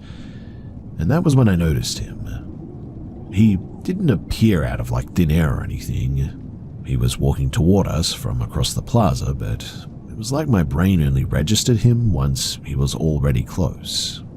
Stocky build, dark shorts, bright mustard yellow t-shirt with some unreadable design, 2 shopping bags, one in each hand, like he had just come from a grocery store. Nothing too unusual, until I looked at his face. His eyes, they were completely black. Not like dark brown or dilated pupils or anything, but totally black. No iris and just voids. It was so out of place that for a second I thought it was just faint pace or maybe novelty contacts. But the longer I stared, the less it looked like a costume and the more it looked like absence, like you were looking into 2 holes punched through a photograph. He walked straight up to my dad, close enough to touch, and started speaking. His voice was calm, measured, almost like he was reciting something. I felt a surge of adrenaline suddenly, like I was about to be mugged, and I could see my dad shift his stance too, like he was getting prepared to fight this guy or something. We had both done martial arts for years, but neither of us had ever just known someone was dangerous before like this. Yet, this man had both hands occupied with shopping bags, and we still felt threatened. He didn't look threatening, I guess, apart from the black eyes, obviously, but my whole body was telling me that he was. The first thing that I caught clearly was a question. Not like an internal question that I was asking myself, like the difference between man and humankind, but something stranger. Do you know, he asked, what separates a shadow from a person who casts it? I was locked onto his mouth, trying to hear every word that he was saying, but it was like the air between us was sort of dulled or something. His voice grew indistinct after that, even though I was straining to listen. I caught fragments, like not what you think. Skin is only a suit. Most people never notice, and it was like he was broadcasting straight at my dad and not at me. Somehow, my dad could hear his voice, but I was only catching glimpses. And here's the weirdest part. Nobody else around us seemed to even notice him. Not my relatives, who were just a few feet away, not the people in line behind us, not the servers standing by the door. We weren't off in a corner or anything, mind you. This was a crowded outdoor plaza. But suddenly it felt like a bubble had been formed around the 3 of us. The sound dulled, like I said, and even the breeze felt a bit different. My dad told me later that he felt the same thing, that something was off about time almost. He also said that the man's voice wasn't just speaking to him, but through him, like it was echoing in his chest or something. At one point, the man looked at my dad and said quietly, "I'm not here to harm you." Then he turned his head toward me, and for a split second, the blackness of his eyes sort of glinted. Not like light hitting a surface, but like a whirlpool reflecting sunlight deep underwater. I swear that I saw movement inside of them too, like a spiral. Then, without another word, he stepped back, the bubble popped, the noise of the crowd came rushing back, waiters calling numbers, kids laughing, music from a nearby speaker. The man turned and walked into the dark end of the plaza, and within a few seconds, he was gone. The hostess called our party to a table at that exact moment. Me and my dad sat down, both pale and both silent.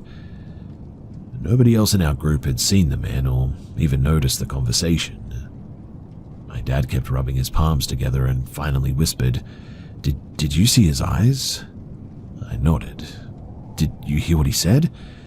He shook his head slowly. "Not all of it, but I heard enough." We tried to piece it together, but we just couldn't. We still bring it up often 15 years later, and every time it's like remembering a dream that you're certain that you were awake for. I've read about black-eyed kids and urban legends, but this was not a kid. This wasn't even quite a man, I would guess. Whatever he was, he knew exactly how to reach us and exactly when to leave. Sometimes I wonder back about that day and I ask myself if we met an alien or something like that. Other times I wonder if it was like a shared hallucination or something. I still have no idea what that was, and I know that this sounds completely crazy and just bizarre, but it is what happened. And if it wasn't for the fact that my dad heard it and saw it too, I would genuinely believe that I was going crazy.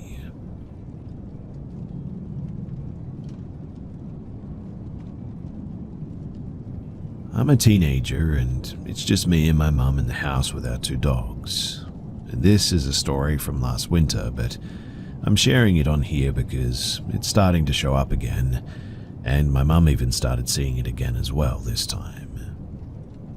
So last winter, it was around, I want to say 12 in the morning, and like I said, I'm a teen, so I'm awake at night a lot doing my own stuff.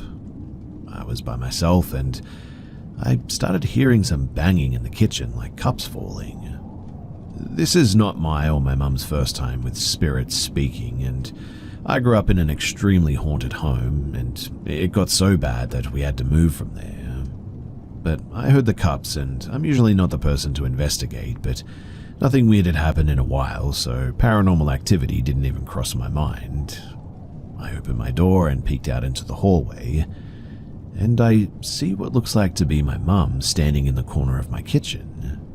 I had the view of her back, but what was really strange is that she was completely butt naked. This looked exactly like my mother, though. It had her body figure, her hair, her sun tattoo above her tailbone, everything. Obviously, I was thinking, why is my mum standing naked in our kitchen at 12 in the morning right now? And this person, or whatever was so visible that I literally thought that it was my mother, it was there for a good amount of time, just not moving at all. It's one of the worst encounters in my life, and it still freaks me out to think about it. It wasn't shadowy at all, and it was the most visible thing that I'd ever seen. All the lights in the kitchen and the living room were on as well. So, thinking it was my mum, I just said the word, "Mum." I was confused on what the heck she was doing. And then I hear from my mum's bedroom next to me, that's right across from my room, my mum's voice says, "What?" It was from her room, with her door cracked open. The last split thing that I saw before I just literally launched into my mum's room was it turning around. I didn't see its face or anything because I bolted into my mum's room freaking out. I'm usually used to seeing freaky stuff like this because, like I said, growing up in an old haunted house and all that. But this was just so different. I was in tears freaking out. My mum got a crowbar or something from under her bed and went out to see if anything was there, and whatever it was gone. I slept in my mum's bed that night. Now, this is where my mum's story comes in. About 2 days later, I was still so freaked out by what had happened that I was literally still sleeping in my mum's bed. She is still freaked out by the story as well and doesn't ever talk about it, but she did tell me once that it happened because it scared her so bad, I guess. She said that she woke up in the middle of the night and her bedroom door was cracked open and the hallway light was shining into her room a bit, which was strange because she shuts the door every night. She then says that she looked over on my side of the bed on her left and saw what looked exactly like her, again naked, crawl into the bed with us on my side of the edge of the bed. My mum couldn't move and she said that it felt so real. It was facing the opposite side of her, facing the wall, laying on its side, and she couldn't see its face yet. She said that she could move her hand and she was trying to shake me awake in tears, but I just wouldn't budge. Weirdly though, she said that she doesn't remember anything that happened after that, but she was scared out of her mind all day once she woke up. Apparently she must have passed out or something. And when I first heard this, I thought, well, maybe it was sleep paralysis. But still scary as heck that she saw exactly what I had seen, right? Plus the fact that it had only been a few nights before that. Sometime after that too, we would swear that we would see her for a split 2 to 3 seconds standing in random places in the house. Usually her doorway, or sometimes in her room too. But whatever the thing is, it really doesn't wear any clothes, which is really strange, right? We hadn't seen it since the winter left, but now it's back, and really I don't know if it has to do with it being around Christmas because that's when weird stuff started happening, well, where we used to live anyway. It was always around October and it would always get worse until around Christmas. But we hadn't seen this lady at our old home, and my mum thinks that maybe it's her fault because when she was in her 20s in college, she used a Ouija board with a couple of college friends and had a terrifying experience where it had a connection with her, is how she describes it. Let's just say that it got so bad that the words no on the board wouldn't burn in the end. And all her friends who did it, they still have weird stuff happening to them as well. I won't go into that story, but if you guys would like, I can ask her about that and see if she would like to share it here. I'm just sharing this story because yesterday morning me and my mum heard scratching on our carpet from the hallway when we were the only ones home. And it certainly wasn't our dogs because they were sitting in their beds 2 feet away from us and we could see them.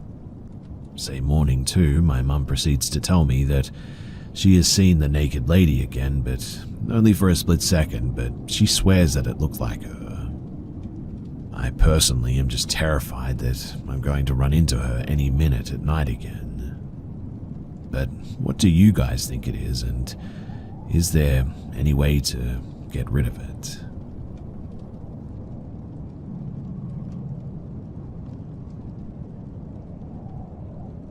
So we live in a house my grandparents bought in the late 90s. The house itself is probably a lot older than that, but both me and my mum and my grandma are convinced that it's haunted. And we also think we know who it is. It's my uncle, I'm pretty sure. He died in 2006. He had a 4-year-old son at the time and I was 5, so I don't remember him very well, but he was a really nice man, but struggling with substance abuse. I don't know if that matters in why he's here or not, but anyway, we've always just heard things, I guess. Walking upstairs when we're alone, stuff like that.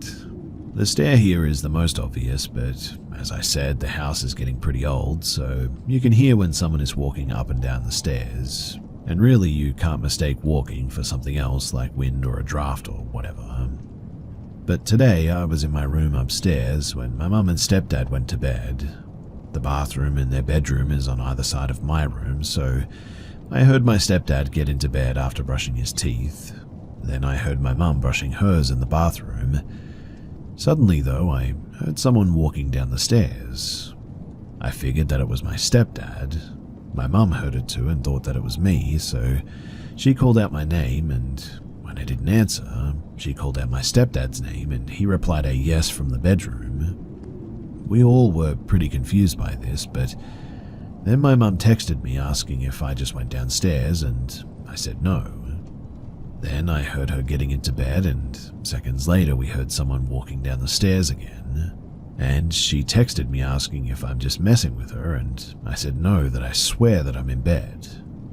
So my stepdad, thinking that there is a possibility that somebody had broken in, he walked downstairs to check it out.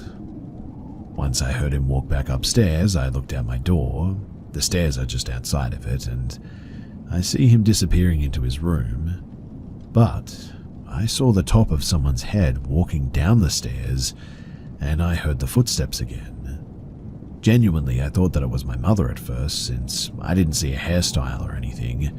It went by too quickly to notice, but I just saw sort of like dark hair, I guess you could say. I went to the bathroom and texted my mum, "Do you see anyone downstairs?" And she just replied that she's not downstairs, she's in bed. So I asked, "Oh, it's stepdad who just went downstairs." And she said, "No, he's already been downstairs and checked. No one should be down there." And that instantly gave me chills. But since it's been a history of sounds, open cabinets, doors slamming shut, etc., I wasn't too scared to see it, I guess. I walked downstairs, my flashlight on and a broomstick in my hand, just in case it was actually an intruder. But I checked everywhere, and I can assure you that there was no one there. I checked every possible place that I could, and there was no one at all. I must say that I'm a bit freaked out too, and it is kind of creepy to actually see something. But I guess what I'm asking is, why? Ever since 2006, things have just happened here a lot.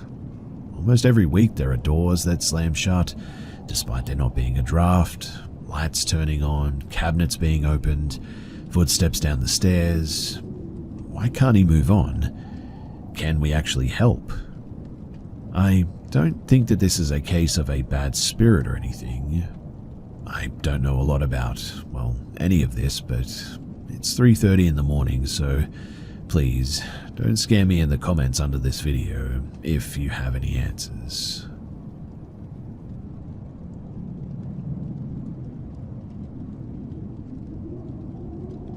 At 18 years old, I was arrested for armed burglary. This landed me 2 years in the Florida Department of Corrections. After going through the processing center in Orlando, I was transferred to Lake Butler Correctional, a medical secondary receiving center in Central Florida.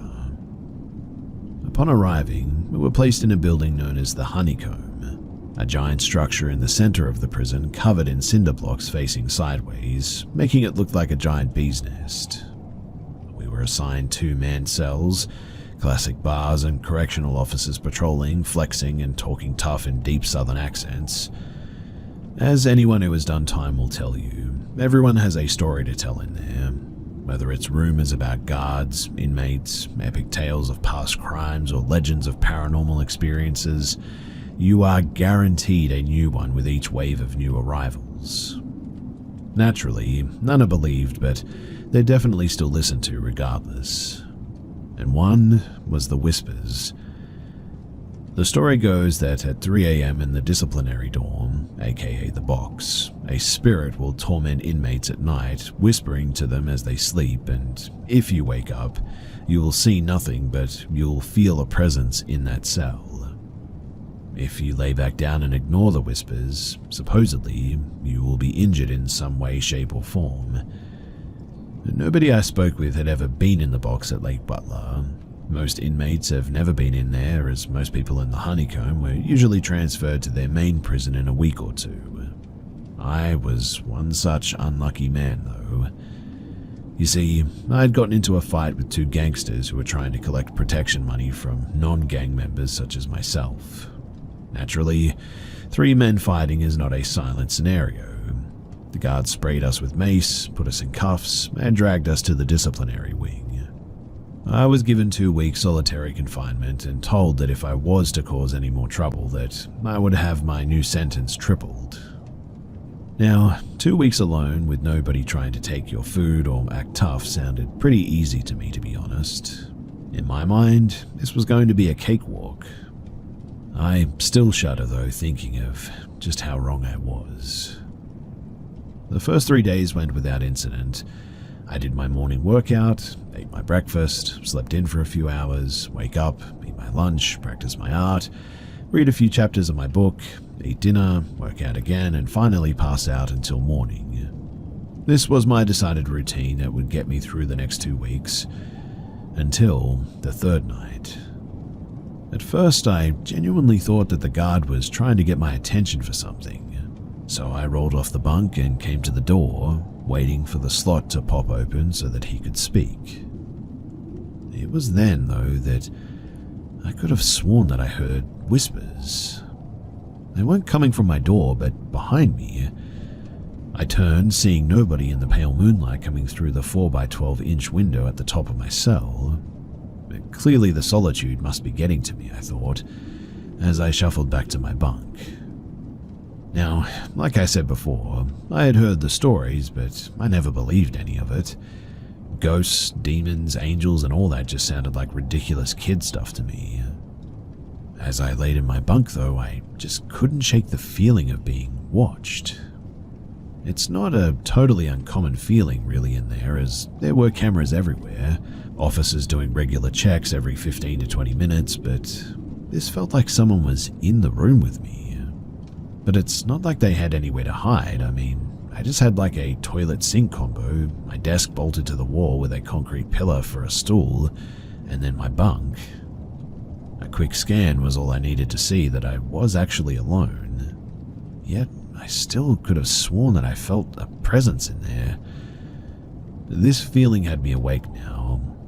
Lockup had developed instincts in me that refused to let me go back to sleep. Adrenaline was coursing through me as my eyes shifted, trying to pinpoint a source of these sounds. First, I swore it was coming from the door, then it shifted to my toilet. When I looked under my bunk as if someone was right near my ear, I heard, "You're not even close." At that, I shot up, searching frantically for someone. I ran to the door and started pounding, calling for the guard. Nobody came at first. Then I heard footsteps heavy storming down the hallway. "What's the issue, inmate? You better be dying in there if you're slamming on my door like that." "Dude, there's someone in here," I said through the door. "Can I move to another cell? I swear I'm not messing with you." "Them ghost stories got to your head, boy, huh?" "This isn't funny, man. Please, you've got to move me, sir." "I'm not moving you. Go to bed before I come in there myself and knock you out." All I heard was his boots dropping heavily down the hallway back to his office.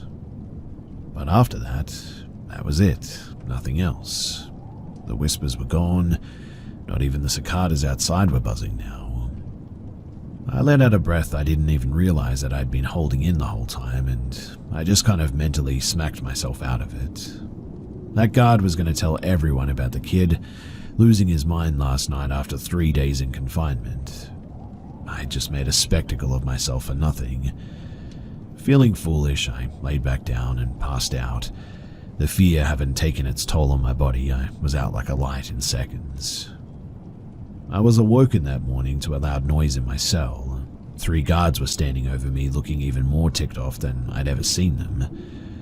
"So, you think you can just throw a temper tantrum on our watch?" yelled the guard from last night. "What are you talking about?" I asked as a large hand came across my face, knocking my head into the wall. "You're going to clean this cell up, top to bottom, alright? And be sure to save all the toilet paper because I'm not giving you another roll till next week," he bellowed. I looked around and all of my property was strung about the toilet paper everywhere, and my locker door dented as if someone had kicked it repeatedly. The pictures I had been sketching were ripped up and tossed like confetti, and one of my pens had been busted open with a message written on my desk saying, "See you later."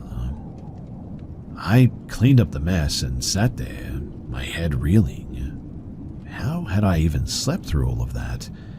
How had someone gotten into my cell? What the heck happened last night? I sat there just stunned, until my shower time when the guards came and cuffed me to take me there. "See, man, look what all that fuss you made last night did. You went and hurt yourself," said the guard as he followed behind me. I looked at him questioningly. "What are you talking about? That line on your back, you idiot. What happened? You catch yourself on the bunk or something? I wasn't there the other day." I turned, and in the reflection of the glass, I saw it. One large scratch mark running from my upper right shoulder to the middle of my spine. And then after that, everything just suddenly went dark. I woke up in the infirmary an hour later. The nurse was demanding a confession from the guard. "We told you no marks. What happens if internal affairs were to show up and see him like this? He didn't look like this when I went over him after the fight a few days ago. You could lose your job over this, you know that?" She then screamed, "I'm not covering for you." It was then that I sat up. "He didn't do anything to me," I said as I shook the fog from my head. "See? I told you I didn't do anything. He just passed out on the way to the showers." "Is that true?" asked the nurse. Yes, ma'am." I then turned to the guard, relief washing over his face. "Can't I just move cells, sir?" "No problem. Just promise to act right from now on, alright?" "Yeah, sure. Deal." And that was my first paranormal experience ever and turned me into a complete believer. To this day, I have never come up with an explanation for what happened to me that night, nor do I wish to go back and investigate, that much is for sure. Since my release, I have never been arrested again and I quit all drug use. I'm now a functioning member of society, I guess you could say. I also have a family now and 3 beautiful children.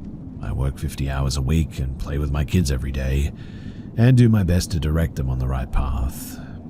And so far, life has been pretty good.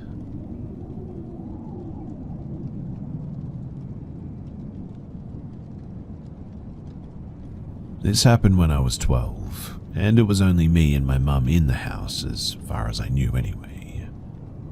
So I had said goodnight to my mum, went to my room, turned out the lights, and I'd gone to bed. I was lying on my side about to fall asleep when I felt a cold hand touch my lower back and I just completely froze. Then I felt my mattress compress behind me like someone was getting into my bed. I've never been that scared in my life. I couldn't move, not even my eyes. I was just staring at my bedroom door, praying my mum would come to check on me. I tried to scream, but I could only manage a kind of groan, and I couldn't tell if it was loud enough for my mum to hear it. Then the thing behind me started slowly stroking my back and whispering shush. I have no idea how long this went on for. It might have only been like 5 minutes, but it felt much longer than that, and I felt completely helpless. I tried to groan as loud as I could, and finally I heard my mum's footsteps coming down the hall. She opened the door and poked her head in, and as soon as she looked at me, she screamed. Her scream jolted me up, and I started screaming too and flailing my arms around trying to fight off the intruder. My mum turned on the lights, grabbed me and hugged me, and started saying that it was okay. I looked around and there was nobody else in the room. I asked her where it went and she didn't know what I was talking about. I said the thing in my bed and she said that there was nothing in my bed. So I asked her then why did she scream, and she said that she came in because she heard me groaning, and when she saw my face, my eyes were crossed and my mouth was hanging open and it scared the heck out of her. I told her what happened and she was really disturbed by it. We looked all around to make sure that nobody was hiding in my room, and finally she decided that it must have been some kind of waking nightmare. But I'm sure that there was something there. I've felt dark presences and seen shadowy figures many times since that night, and this was really the beginning of it all.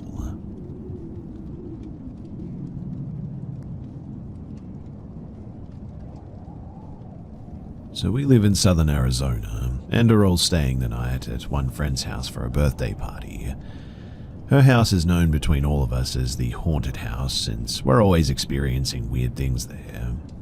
But this time, right after the sun had set, we were sitting on the porch in the backyard when one of us yelled and pointed at the chest-high brick fence saying that she just saw a bald white human head poke itself over the fence. Two of us immediately ran over and looked over the fence to see nothing. We laughed that off, but it was the first sighting of that night. You see, we hung out a little bit longer outside until we decided to check over the fence again, and while we were doing so, we heard scuttering on the outside of the fence out of view. We joked about it, but we also went inside after this. Skip to a little while later, we went outside again, and almost right away, someone saw a head pop up around another fence. Again, we all thought that it was really nothing, but more of us started seeing a head, hands, and part of a back. At that point, we were scared and started going back inside when one friend stayed back and scared the living heck out of us, but she was just standing and looking. We stayed there for a while, now with one friend holding a broom. They lost their broom privileges soon after this, by the way, and we kept seeing small things of white and some of the same things from before. Our other friends, previously inside, they came out again, scaring the heck out of us again, and we all started talking about things that we saw, and also what it could be when we kept seeing things. But eventually, two people heard a growling sound, and it was very clear that they were both freaking out and they weren't faking it. At that, we all ran inside and started panicking, trying to reason with the fact that there was a skinny, bald white man crawling outside somewhere in the dark growling. We ended up just locking all the windows and the doors and double-checking everything, and we stayed indoors for that night, went outside the next day and looked around, but we never found anything.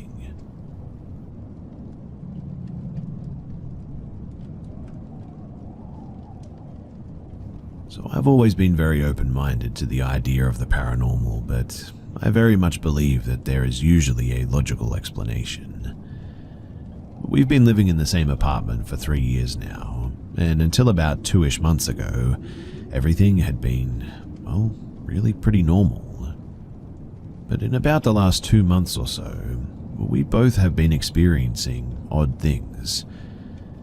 So I know for her, what she has told me has been the uneasy feeling of being watched when alone and seeing shadows. The really odd ones to me, though, are the noises.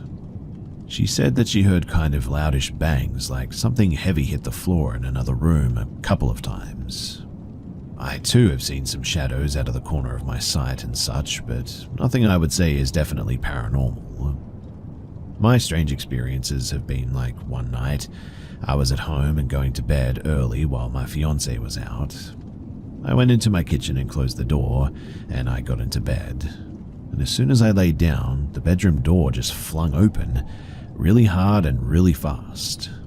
I sat up and just stared at the doorway to see if I saw anything, but it seemed like nothing was there. One evening a few weeks after the bedroom incident, I've had 0 odd experiences in this time frame, but after getting home from work, I was loading the dishwasher. As I was bent over loading the bottom rack, I felt what was like a warmth on the back of my neck for a split second before it felt like a huge spider was crawling from the back of my neck to the bottom of my head. I freaked out, obviously, for a second, but there was nothing there, and really everything was normal. Then, a couple of days later, I was doing some baking and I loaded the cupcakes into the oven. I set a timer on the Google Hub and I went to the living room couch to relax while I just waited for it. I was just browsing through Reddit on my phone and I briefly saw what looked to be a black silhouette of the top half of a head peeking around the corner from the kitchen with the hands gripped around the corner like it was holding onto it. At that, I dropped my phone and got a solid second of eye contact with it, and then my timer went off and it just vanished into thin air.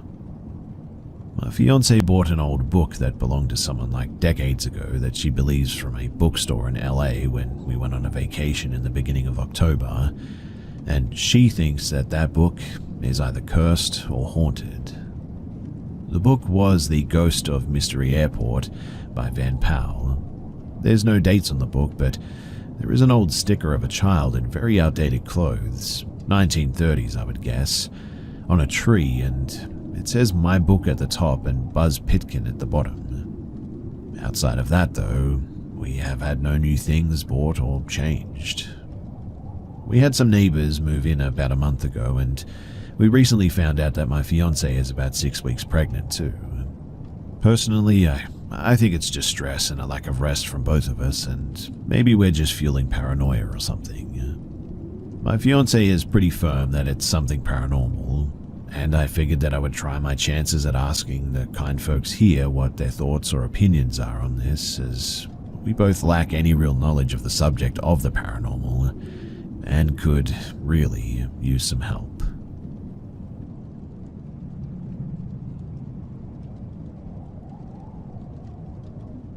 On November 25th at 4 a.m., I woke up in a panic.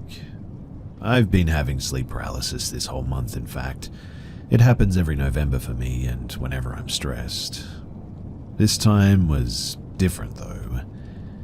You see, I woke up and was able to pull out of my sleep paralysis fairly quickly, but I felt this intense feeling of something staring at me with deep hatred. I sat up fast and looked around my room, something that I never do. Usually after a sleep paralysis episode, I dig deeper into my covers because, well, it's frightening. But this time I felt scared and also in danger. And when I did this, at the doorway of my room was this 8 to 10 foot tall thing. It had a goat head, I don't remember seeing horns on it, and a gorilla body. I grabbed my phone and turned the flashlight on and shined it. I didn't feel brave enough to shine it at its face, but I illuminated it enough to see its body and a bit of its face. I saw enough and I screamed, a long scream too.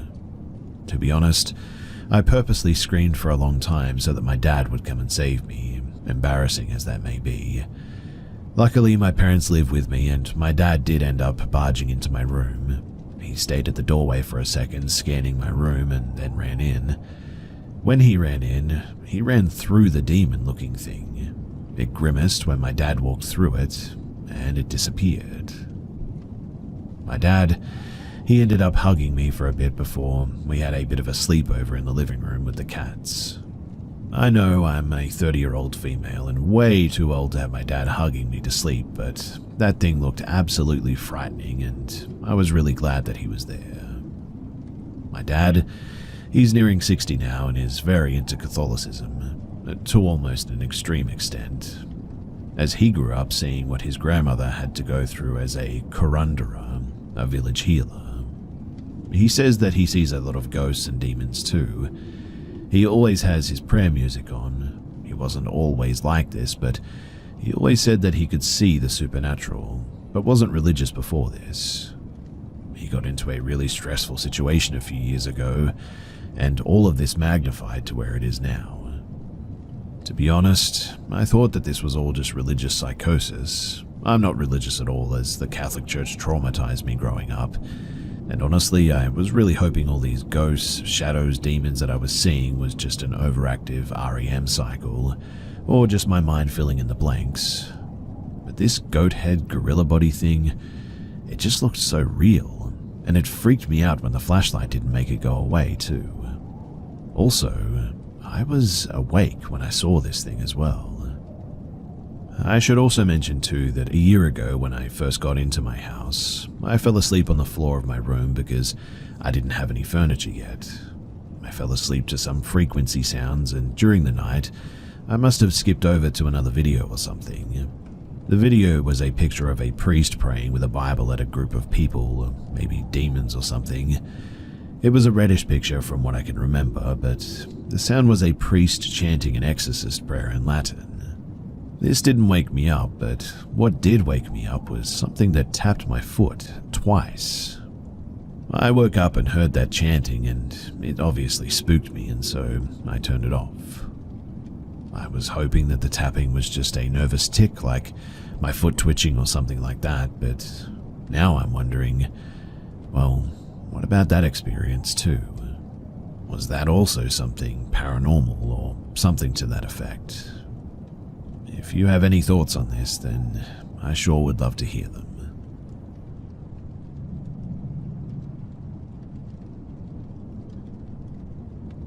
Currently, I live in the Canary Islands, a place where UFO activity is pretty common. Over the years, various stories have been told, and there's even some evidence of giant orbs around Mount Teide, our volcano and highest mountain in Spain. Strange metallic objects flying over the sea, tales of diggers coming face to face with supposed grey aliens, and anecdotes of mysterious lights under the sea near coastal towns and cities are pervasive. I want to talk about the latter, though. You see, when I was 10, my whole family and I went on a vacation to Tenbel, a sort of resort area in the south, home to dozens of hotels, rental vacation homes, old tourist complexes, and even a very old, almost abandoned vacation development. To give you some context, at that time, Tenbel was already nearly deserted, despite once being a bustling place. The area is located in the most arid, desert-like part of the island. My sister and I used to joke that it looked like the neighborhood of Strangetown from The Sims 2, because it was exactly that, a place in the middle of a dry, forgotten zone. Today, it still has little activity. There are tourists, but not like before. The place gives off desolate vibes, especially because many buildings are old and crumbling. One of those buildings was where my family and I would spend most of the summer, an enormous apartment block straight out of a Soviet-style design from the 80s. This building, it was next to a rocky beach and a small mountain, which was often climbed by British and German tourists. For some reason they loved it, but from the balconies of our apartment, you could see the black volcanic rocks and the sea, and it was a beautiful view, let me tell you. At the time, I shared a room with my sister and her boyfriend, so sometimes we stayed up late playing board games or just goofing around. Now, one of those nights, I remember going to bed early since we had spent the whole day hiking and swimming in the apartment complex's private pool. I recall waking up to a strange light sweeping across our room repeatedly. Annoyed, I thought it might be my sister with her phone or her boyfriend messing around.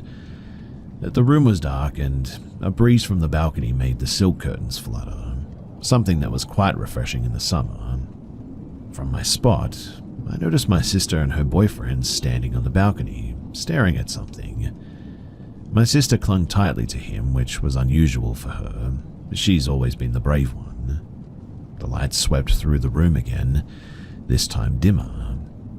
At first, I honestly thought that it might be thieves with a flashlight checking balconies for witnesses, but then I realized how silly that idea actually was.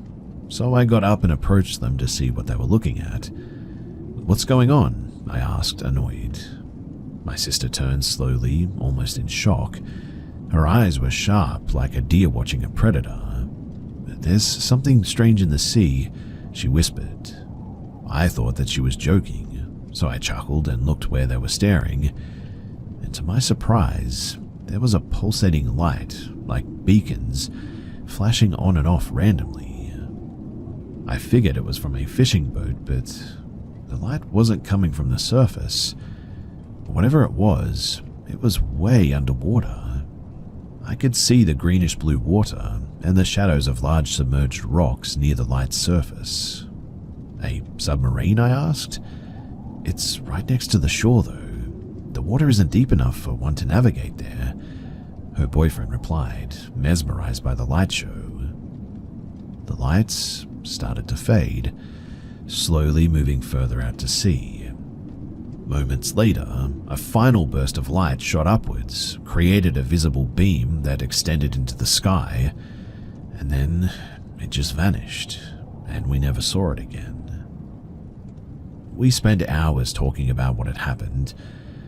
I remember feeling scared. I had never experienced something so strange. But what frightened me the most was seeing my older sister's terrified expression. I knew that if she was scared, it had to have been serious. To this day, at 24 years old, I still think about that night. It's burned into my memory. My sister has tried to forget it. She just doesn't want to think about it, or even hear it mentioned.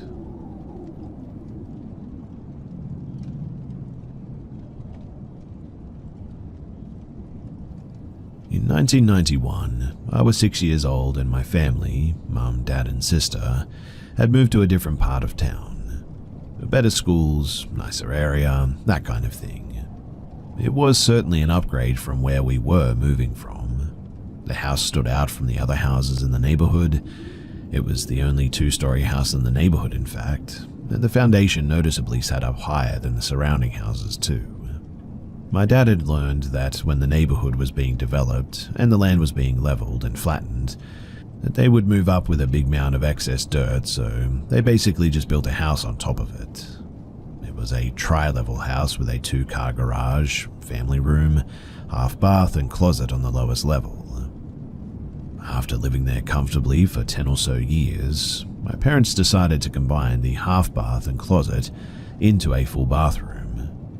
To do this, we had to jackhammer through the concrete foundation to add or move plumbing for the new shower that was going in. Keep in mind too that context is speculative, given that there's no way to know if doing so had anything to do with what started happening almost immediately after we remodeled that bathroom. I guess it's always just felt that way to me and my family. So, the middle portion of the house was kitchen, dining room, and living space with 3 bedrooms and a bathroom at the top level. Within days of the remodel, late at night, my dad's stereo system turns on in the living room while everybody is asleep. I was the first one to wake up, so I went downstairs expecting to find my dad rocking out at like 2 a.m. for some reason, although he's definitely never done that before. Though he was and is quite the audiophile, so I don't know. You never know, right? But as I'm getting down the stairs, not only am I realizing that it's some random late-night radio playing, but there aren't even any lights on. I just remember turning on a lamp and going over to the stereo cabinet, turning off the receiver, and just standing there like, what the heck? I was the only one who woke up as far as I knew, but I had a feeling my sister, 14 at this time, was pulling a prank. But when I accused her of doing it the next morning, she was not having it.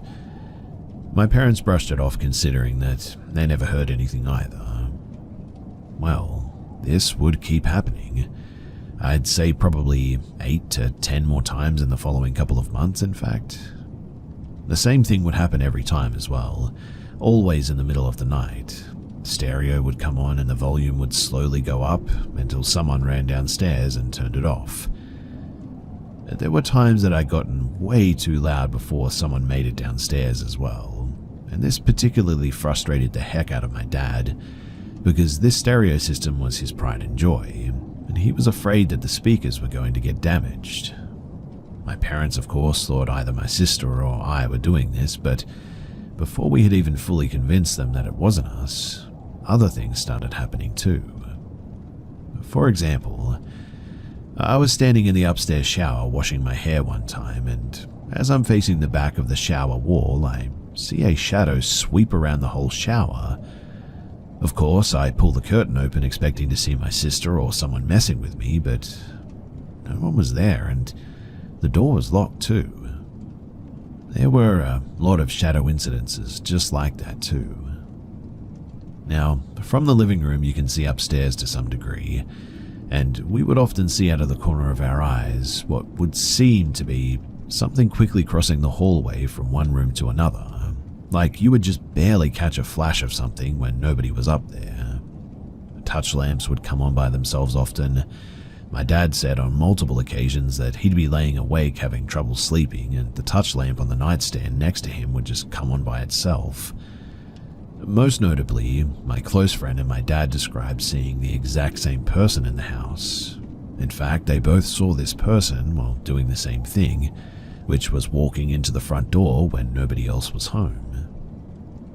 Probably a year or so into these occurrences, my dad got home from work one day, opened the front door, and saw a young girl around my sister's age standing at the top of the stairs that would take you down into where the remodeled bathroom is. He said that she looked about my sister's age and had similar blonde hair, wearing a light blue dress with a white collar. As soon as he saw her, she bolted down the stairs. He went over there, checked the whole downstairs, upstairs, everywhere, but no one was home. A friend of mine not long after that would do the exact same thing. We got home from school. I threw him my keys to open the door because I was carrying stuff. He walked in the front door and saw the same thing that my dad saw, described the same hair, clothes, everything. I wish the story got juicier from here, but ultimately we just sort of adapted to it, I think. It was a little spooky at first, but once we realized that it was just a young girl, we were so used to it anyway that it was almost comical. Things kept happening up until the point that I moved out at 19, and the house was sold about a year later when my parents would divorce. One other interesting detail too is that the guy who bought the house did so as an investment property that he planned to rent out. And I cannot tell you how many times I've seen that house being sold or going up for rent over the past 20 years since then. So, did we release the ghost of a young girl after breaking through the foundation? Perhaps a grave was among the mound of dirt that the house was built on. Did something nefarious happen, or was it just an annoying glitch in the Matrix?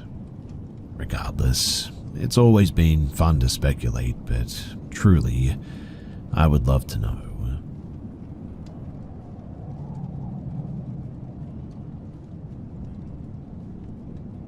My friend recently explained to me that he woke up in the middle of the night because he thought that he heard footsteps coming down the hallway, and he's alone in the basement. The barn door to his room, it's locked from the inside with one of those cheap swinging metal latches. But he hears that latch fling open, and the barn door slammed across the slider and even dented the wall. Then he describes this short, skinny human with huge eyes, and said it looked somewhat similar to Gollum from Lord of the Rings. Weak, short, huge eyes, pale, bruised skin. And this thing walks around the corner into his room, and as soon as it passes the drywall that was blocking his view, he said that he and it made eye contact for a second, and the thing lunged at him while he was in bed in his underwear. He describes kicking this thing away, and at first the thing would just sort of keep coming back until eventually he kicked it so far that it was out of view, blocked by the wall from his point of view, and the thing just disappears. He then says immediately afterward, this 8-foot-tall, skinny, all-black humanoid thing crawls out of the ceiling. He says that it began walking in circles on all fours above his bed, until, after less than a minute of doing so, crawls down the wall that is past the end of his bed, and then stands up at the end of his bed. He said that when it stood, it was as tall as the ceiling, standing at the small space between the end of his bed, the wall that it crawled down, and the wall-mounted TV behind it. The creature, it lunged at him. He described a similar thing with kicking it off and fighting with it until he kicked it into a wall and it disappeared. I'm pretty sure that I was sleeping when he called me just after this, obviously terrified and confused, telling me all about what had just happened and how he wasn't sure if it was a dream or not. Yet weirdly, he said that the door was open, and he said that he called me right afterward and didn't remember waking up before he called me. Now, we're almost certain that it was not a dream to some extent, as 1, the barn door is like 100 pounds on a track and cannot move on its own weight. 2, the latch was on the inside with horizontal pressure, it needs vertical pressure to open. 3, the wall was dented afterwards like I mentioned earlier. 4, he doesn't remember waking up other than when he heard footsteps in the hallway. And 5, events like this began to happen frequently after this until, after months, his mum experienced clearly hearing people in the house when she was home alone. Is that coincidental? Well, we don't think so.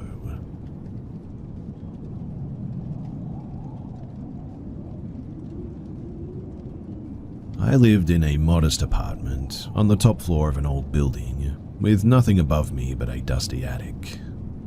When I moved in, I thought that I was finally escaping the chaos of my old shared place. The neighborhood was quiet, my neighbors kept their distance, and the attic overhead felt, well, reassuring to be honest, like a buffer between me and the night sky. I think I first noticed something strange one evening as I was drifting off to sleep. In the silence, I heard cautious footsteps directly above my ceiling. The attic was supposed to be sealed off, so I told myself that it was probably rats, maybe a stray cat, and I should do something about that. But the next night, at the exact same time, the footsteps returned. Soft creaks, the sound of fabric brushing against wood like a body trying to move silently. Feeling uneasy, I questioned my landlord, and he insisted no one has accessed that attic for years. It's locked and empty, probably just the old wood settling. I wasn't convinced, so I propped a chair under the attic hatch. It was secured with a heavy rusted padlock, and yet the following night, I woke to a gentle groan of hinges. The hatch had shifted. The padlock still hung there, but slightly angled, as if it had been opened and carefully put back. My heart hammered so violently that day that I felt dizzy. The next morning, I bought a small camera and positioned it high on a wardrobe, aiming it at the hatch. That night, the noises came again, subtle and measured. At sunrise, I replayed the footage with trembling hands. The hatch, it had lifted a fraction, and a pale, grimy hand had emerged through the crack, groping in the darkness as if searching. Not an animal's paw, this was unmistakably human, which meant that somebody was up there, suspended in eerie silence, watching me sleep below. I called the police immediately. They promised to send a patrol and urged me to leave the apartment, but it was late and the idea of stepping into the night honestly felt worse. I grabbed a kitchen knife. I barricaded my door and sat on my bed trembling and listening. Around 3 in the morning, that was when I heard a scratching sound, this time beneath my bed. My blood turned to ice. The attic was above, not below, so how could anyone be under my floorboards? I pressed my ear to the wood, and the sound repeated. Something, or someone, was crawling, slithering into a space that really shouldn't exist. I remembered reading that the building once had another level that was later sealed off. But could there be a hidden crawl space? Just large enough for a desperate, deranged person to nest in? I wanted to run, but fear held me in place. Suddenly, the noises crept toward my front door.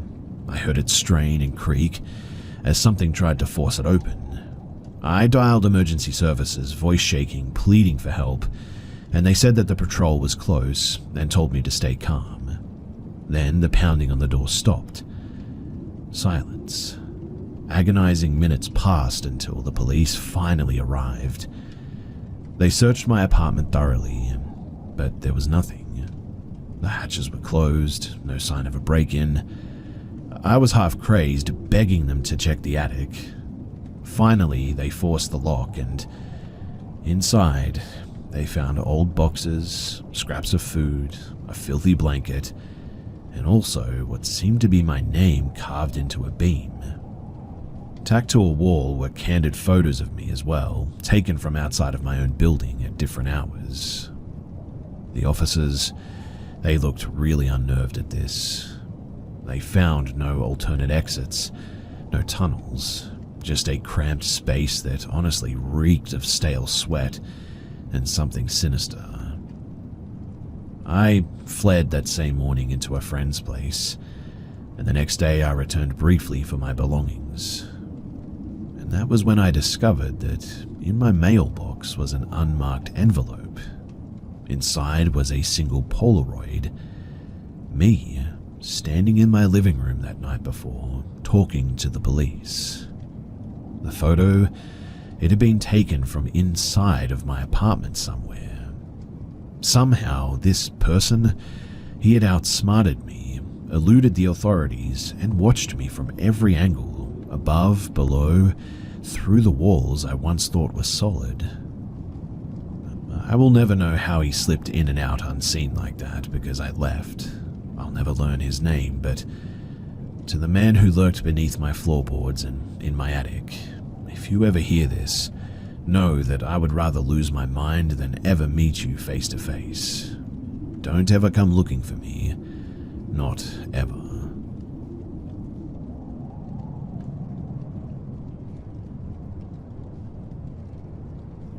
This happened to me in the early 80s when I was about 14 or 15 years old.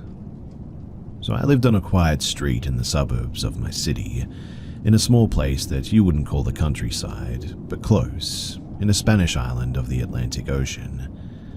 It was known locally back then that little girls started disappearing more often, but it wasn't yet a topic of conversation between the towns and neighborhoods. Most of my friends lived in the city, so I would often take the bus to go and meet them. That day at around 5 or 6 p.m., I decided to start walking to the bus stop since I was going to meet my friend that evening anyway. The bus stop wasn't actually that far from my house, maybe half a mile in distance. It was located on a quiet street with a few cars or people around and lined with old street lamps, and they always flickered even in the daylight. I had taken this route so many times that I didn't really think anything of it. When I got there, the street was dead and had no cars or nobody to be seen around, so I just stood up for a few minutes, waiting for my bus. A while later, a white van slowly approached my direction and started slowing down right next to the bus stop. I didn't think too much of it, like maybe they were just parking or looking for something. But then, 2 men got out and started walking towards me. One of them looked normal enough, but the other man caught my attention because his face was kind of, well, deformed, I guess, with one hollow eye socket where his left eye should have been. His other eye locked onto mine, and the intensity of his gaze made me freeze on the spot. Before I could even process what was happening, they had a hold of me. One grabbed my arm with a grip so tight that it felt like my bones were about to snap, and the other wrapped his arm around my waist, dragging me towards the van. Neither of them said a word, although to be honest, their silence was worse than anything they could have said, I think. I started screaming and kicking as hard as I could, but there was literally nobody that I could see around. I remember I even started yelling, "Fire, fire," since my mum had told me that it was like a code for people who were getting abducted. It really was a horrible feeling seeing myself getting pulled closer to that van, knowing that I couldn't do anything to avoid it.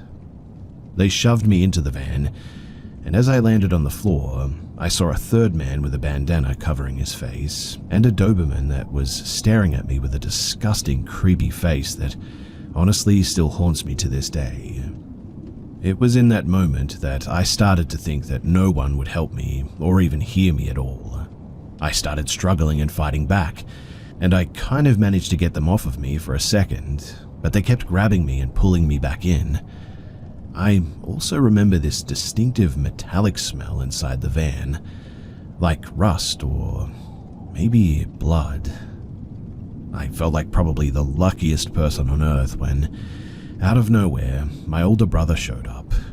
He didn't live with us at the time, so coincidentally, he was probably visiting us that day.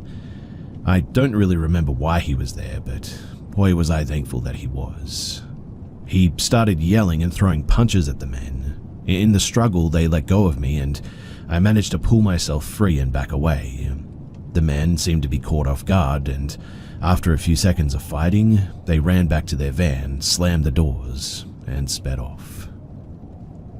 Right after that moment, we ran home and I started crying in desperation. The walk home was hard, since my legs were shaking non-stop. I felt overwhelmed and I couldn't really process what had just happened to me. People who have experienced something similar to this, you know how shocked and paranoid you start feeling after it. And well, We reported it to the police later that night, but really they didn't do much. Things like this just weren't taken very seriously back then, unfortunately.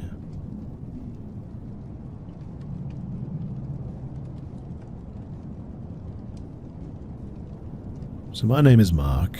I'm in my early 20s, and I've always been fascinated by paranormal stuff, but I've never really been a believer, I guess you could say.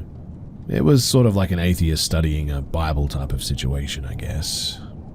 But I did actually happen to personally experience some weird stuff in my life, and I do believe that my room was haunted on 2 occasions, maybe. So the first time was when I was 11 and my sister was 9. But when my family was slowly moving to a new house and renovating it, a set of white walls, no furniture, me and my sister, on many occasions, were allowed to explore our new neighborhood. Once when we got back from our exploring trips, we just sat in our empty room and threw ball to each other singing some random nursery rhymes. When we were just going at it for something over half an hour when suddenly a ball stopped midway to my sister and went back to my hand. I was freaking, she was too, and we refused to visit for a while after that. Small clarification too, it was like this little heavier dog chewing ball and all the windows were closed, so no wind, and since the room was empty, there was no bouncing from something else. It was as if the ball just defied physics or something. As an adult, I actually spoke about it to my mum, suspecting that it may have just been a false memory or something, but she actually confirmed that me and my sister once really lost our heads over something like that, and even refused to sleep in our rooms for over a week, and it had made her really tired. Now, the next haunting, if you can call it that, happened 4 years later. This time I wasn't present, but it happened in the same room apparently, and I need to explain a bit about our room situation. So, I shared my room with my younger brother, 10-year-old at the time of this haunting or whatever, and my sister, she had her room next door. So, I and my brother went to my cousin's place to have a sleepover. Since our room was bigger and we had a bigger TV and DVD player, my sister decided that she wants to sleep in there. So she goes there, watches a few movies, and goes back to sleep. In the middle of the night, my fitness or stationary bike starts running, literally like someone was just using it. It was electric, but all the electronics were long overcooked and damaged. Besides those were trackers, and they were incapable of moving the bike like it was at this point. So my sister started screaming and she went to our parents' room. When we got back, she was absolutely terrified, and I actually needed to move to her room for a while since she refused to sleep alone at all. This story was also confirmed by our mother. Also, I remember sleeping in her room on my noble exile. There were no pets at that time in the house, and honestly, there was just nothing that should have caused this. Also, my sister still swears by it, and she really isn't someone to make something like this up.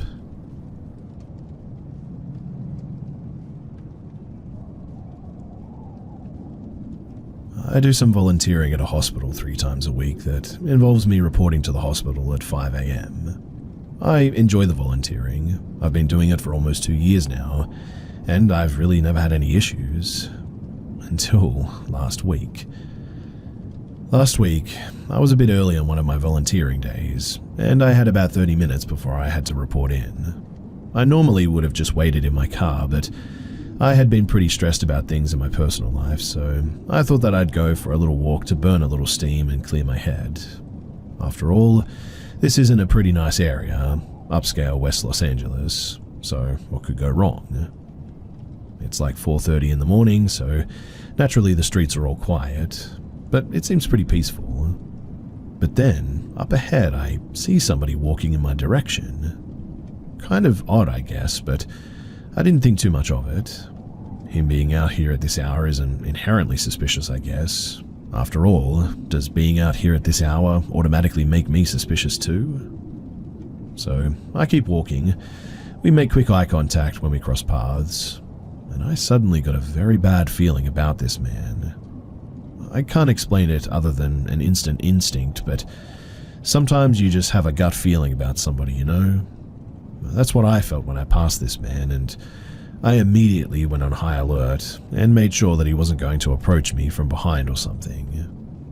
Very soon after walking by this man, I'm talking like 15 to 20 seconds, I passed by one of those many parked cars on the street. This is Los Angeles, so there's a lot of parked cars on the sides of the main streets. Except this parked car is different. There's a man sitting at the wheel, and the man waves at me and beckons me over. Again, pretty darn creepy, but not inherently worth freaking out over just yet. As I keep walking, I then realize that while the car was parked, it wasn't off. It was simply in park. Because this car starts driving in the same direction that I'm walking, and it drives at a pace essentially matching my walking speed, at this point, I've had enough, and my brain is saying nope. So I immediately turn around and start speed walking back in the direction that I came from. Then I saw something in that moment that absolutely terrified me. That first man that I encountered walking the other direction, which was probably like 40 seconds ago, was now standing pretty close to me, like way, way closer than somebody who had been walking in the other direction should be.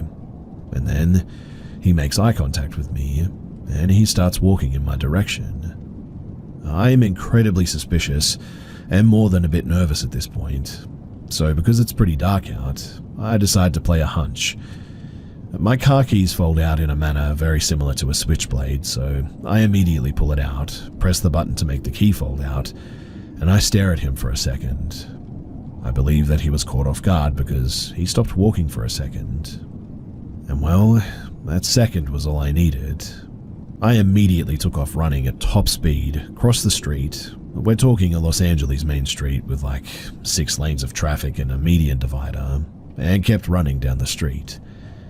Now, I'm no Olympian, but I was on the cross-country team at a D2 college, and I still run multiple times a week, so I'm pretty confident that I can outrun the average person I run into by a comfortable margin. Still, I didn't take any chances, and I ran all the way back to the hospital. So, what do you guys think? I'm not crazy, right? I'm not necessarily saying that I was going to be the next prominent murder victim or kidnapping victim, but there was definitely something going on here, right?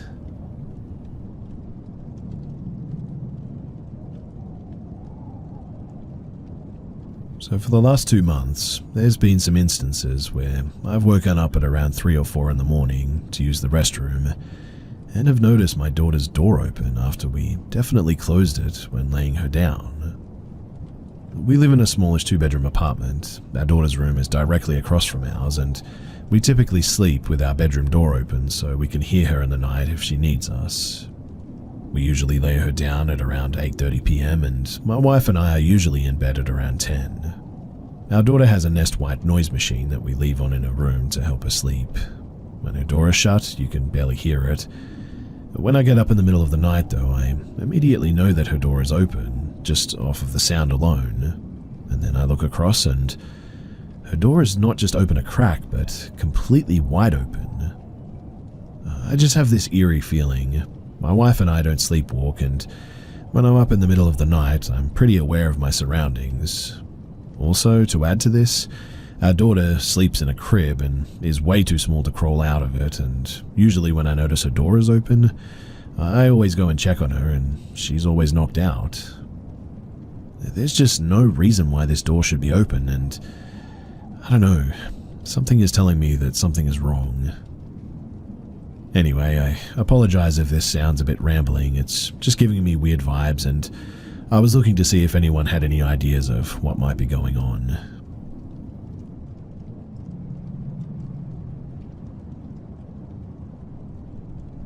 This happened about 2 years ago.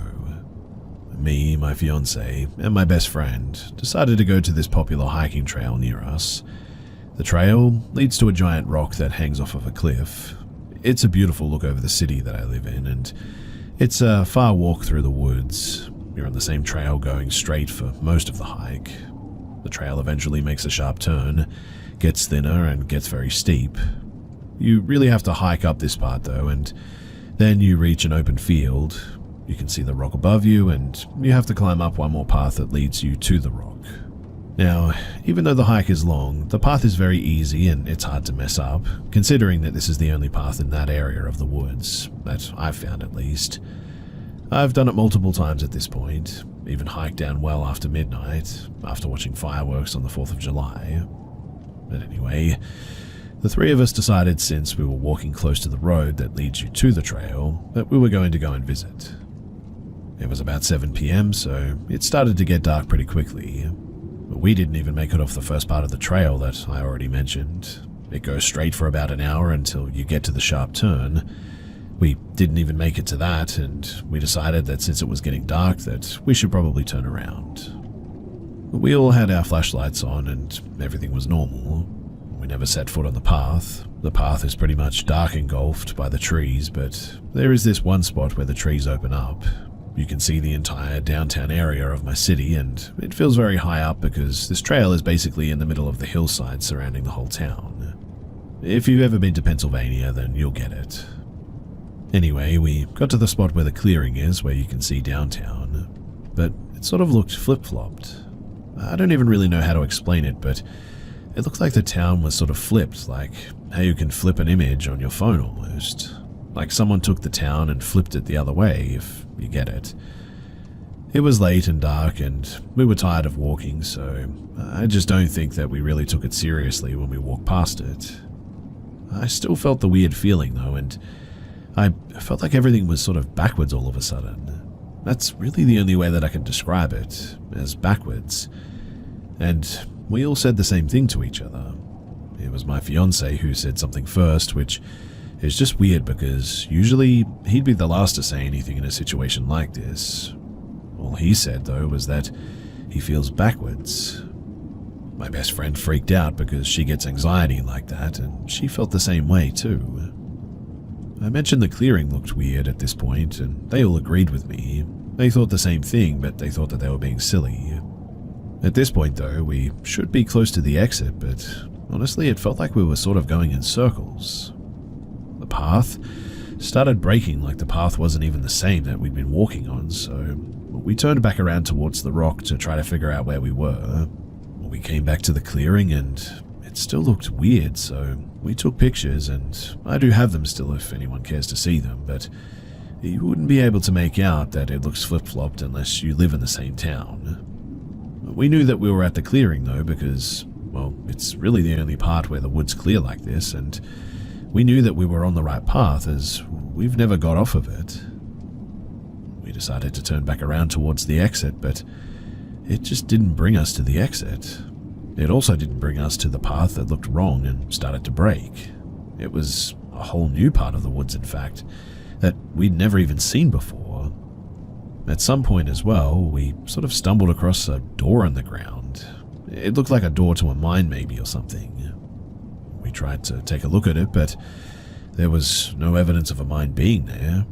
There are multiple mines in my city though, so I wouldn't be surprised if this was just an old one and wasn't on record or something. But beside the door was about 5 or 6 white chairs with what seemed to be white sheets laying on the ground around them, like a little piece of white cloth. Not very big, just pieces. There were also beer bottles. The chair was in a circle formation, but there was no fire pit in the middle or anything, just this circle of chairs. Looking back, it could have been a little campsite someone had made, but man, was it scary at night when you're lost to find something like this. It genuinely freaked us out, and every time we walked away, it just seemed that we just made our way back to the chairs and the door again. Obviously, we started to try to call and text people that we know for help, even called my parents, but nobody answered. It was late, so I guess that sort of made sense, but we were so lost and getting really scared, and we were going to have to sleep up here at this point, we thought. And eventually, after walking what seemed to be in circles forever, we just sort of walked out. Like, so fast the exit was right there, we just walked on the path for a minute and we were out, just like that. Almost immediately after we leave, I then get texts back from people that I was trying to get help from. And one more creepy thing, just to put the icing on the cake as well, is that there were like 1,032 pictures taken on my fiance's phone at 10:32 p.m. like a burst of them. If you have an iPhone, they have these things called bursts where you can take a lot of pictures quickly. It was just so weird. The pics were all just white and it just made no sense. It's also weird how his phone took pictures while he had his flashlight on at the same time. The pics were taken during the time that we were lost, and we didn't go back for about a year until me and my fiancée decided to go back and try and find the path that we made it onto at some point, just for peace of mind in the end. But no matter how hard we searched, and I mean we searched pretty thoroughly to find this thing, we couldn't find the door, we couldn't find anything weird, no extra paths, no flip-flop of the city, except a giant meat grinder at one point. I don't know what that was about, but man, I hate the woods so much. It freaks me out thinking about any woods or forests of any time. That's just one of the worst experiences for me though, but I've had a few others, and honestly, I just hope people don't think that I'm making this all up. I know that it sounds crazy, to me even, so I can imagine someone thinking that I'm lying, but I'm really just looking for a possible explanation for any of this. It's one of those things that just sits with me and bothers me to this day, and my fiancé doesn't like talking about it either because there's just really no explanation. Me and my best friend, we still talk about it from time to time, but it just goes nowhere because we've thought of every possible explanation that we can think of. So, any similar experiences or theories would honestly be great.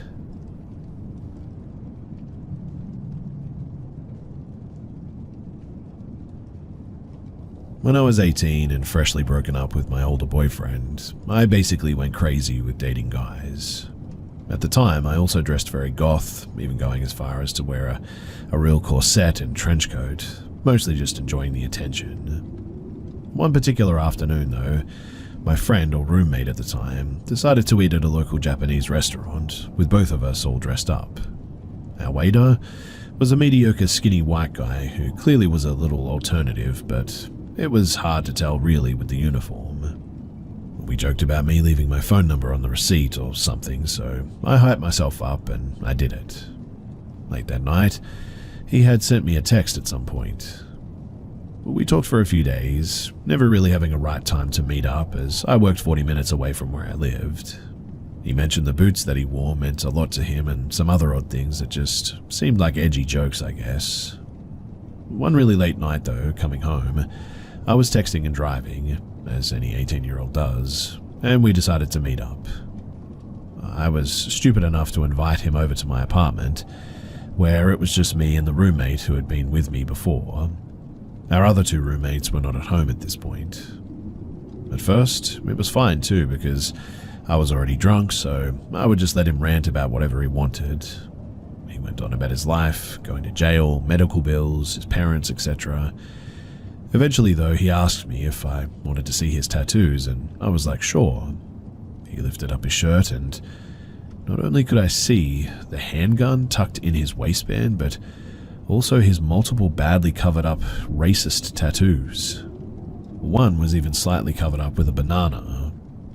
I don't know what it was, but I simply decided the best way to deal with this situation was just to appease him, so I went along with it casually.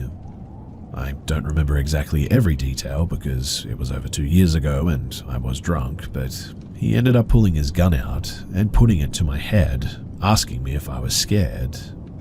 I was immensely confused and I tried to call his bluff saying that I wasn't, which got him to put it away for a while. When we went to hook up in my messy room, he pulled it out on me again, saying that he wanted to do it with it out. I got mad and tried to fight him off and get it away from my head.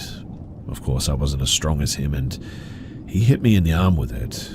And I mean, if you've ever been pistol whipped with a gun, then you'll know exactly how much that hurts.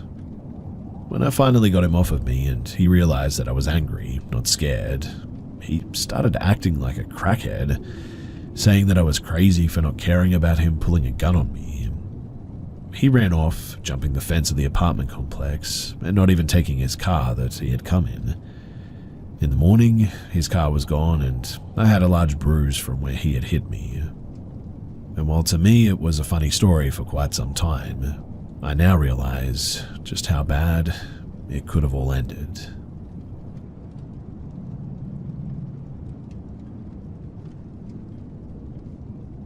I was asleep with my small baby and woke up for some reason, 3-something in the morning, and I felt someone grab my foot. A coldish, larger hand grabbed the tips of my toes or the top of my foot. Well, I at first thought that I was dreaming and my feet were out of the covers, so I decided to just go back to sleep.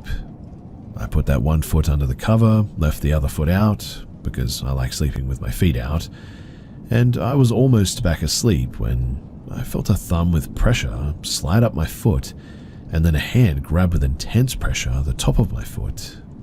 At that, I immediately shot up. My body was having intense reactions at this point, goosebumps, rapid heartbeat, etc. I yelled my sister's name because she's the only one who had a key to my condo, and I looked under the bed and everywhere in the room. I was terrified for quite some time after that, but it never did happen again. Until just the other day. So, I'm in a completely different city now with my husband and second baby. My husband, he left for work early in the morning at like 4 a.m. He said goodbye and I was half asleep with my feet out. And about a minute after he closed the door to leave, something grabbed my foot, the top of my foot, the same way that it happened before, but it was only once this time. I went to go and see if my toddler was in bed, and she was fast asleep. But I guess I'm just scared. I can't tell if this thing is bad or good or what it even actually is. I told my husband and he believes me, but he has no idea what it is and no good ideas to put forward. I guess I just really want to know what it is, and so if you have any ideas as to what I should do, then please do let me know.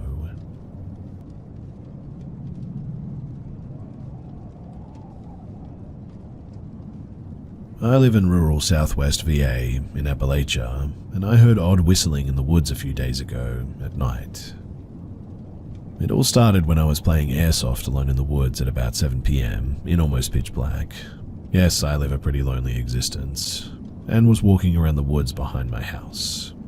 I got to a clearing on top of a hill and sat down to take a rest. But just when I sat down, I heard this odd whistling. It was perfect whistling, and whistled a tune that I'd never heard before. It was clear and it sounded close, at least within 150 feet or maybe even less, and came directly from behind me. It would have had to have been in the woods and near the property line with one of our neighbors.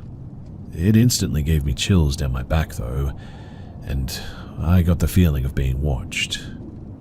I, not being an idiot and having a brain, wasted no time in sprinting full speed down towards my house, hopping over rocks and limbs and all that. The whistling stopped shortly after I got moving, but I still felt like I was being watched and like something was just off. I didn't see anything when I did turn back to look while opening a gate, that is, but that may be because of the darkness and the distance that I had moved. To be clear as well, there was no way that it was a bird, as the leaves on the trees haven't regrown yet, and plus it didn't sound like one. It still stays cold at night as well, and sometimes during the day even, but I don't know that much about birds, I guess. What I will say though is that there were also no birds to be seen, and everything else was really quiet. I also sort of doubt though that it was a person, as I heard no talking, no leaves crunching, no other noises in fact. I should also mention the whistling started sort of out of nowhere, and it didn't get gradually louder or anything, as if someone or something was moving closer while whistling. I've been in those woods a decent amount of my life, and I've never heard anything like it before, not even once. I'll admit that I was a bit tired, but I've been more tired before while being up in those woods at a similar time, and I'm definitely not one to hallucinate or anything. The whole situation still gives me chills when I think about it. I've had the feeling of being watched before in those woods, but those feelings have never been so intense and extreme as that one night. I was sort of hoping if anyone might have known what this was, that they might be able to give me some feedback. Was it an animal? Maybe, but me and my family have dogs around the house, and most wild animals stay away, and I haven't really seen anything outside of a bear or two and deer in those woods. I should also mention the dogs occasionally bark randomly into the woods, but they weren't really barking at that moment when the whistling happened. Quite honestly, I was just sort of hoping that someone could identify what this was. I'm not saying that it was paranormal or anything, but I'm also not saying that it was just a wild animal. It was too weird to be just that, I think.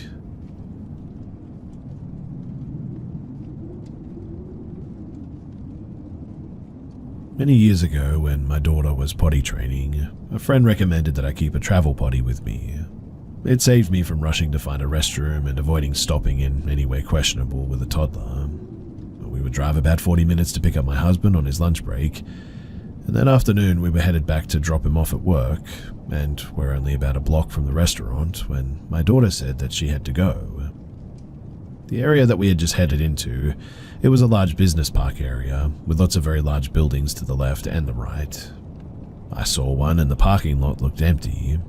I pulled over to the side of the building and I parked at the curb. I had 2 car seats taking up my back seat and my husband in the passenger seat, so I took my daughter out of the car and sat her up in the trunk to use the potty. I just got her settled and she was looking uncomfortable and covering her face and looking down. I looked behind me and I see a woman walking up to me. It was summer at the time and very warm, but she was wearing a jeans skirt and tank top and had a crossbody purse. She looked at my daughter and said, "Don't be embarrassed, we all go through it," and just laughed. She said that she needed a ride to the freeway and asked if I could take her. I told her that I was sorry, but I couldn't, and she started to seem bothered by that and asked why I couldn't take her. I said my back seat is full, so I don't have room for her, and she snapped back, "So you're telling me you put your daughter in the front seat?" I told her no, that my husband was in the front seat. And as soon as she heard that I wasn't alone and had my husband with me, she started to slowly back away and she was walking down the street that she came from. As she was walking away, she said, "Oh, I'm sorry, I used to be from here, but not anymore," and quickly walked off. If she would have made a left on the cross street she was walking towards when going towards my car, there were restaurants and gas stations a block up, plenty of people to ask for a ride. So the fact that she went the other way has always troubled me. I still am very grateful my husband was with me that day. I don't know what her true intentions were, but getting to a populated area really didn't seem to be one of them.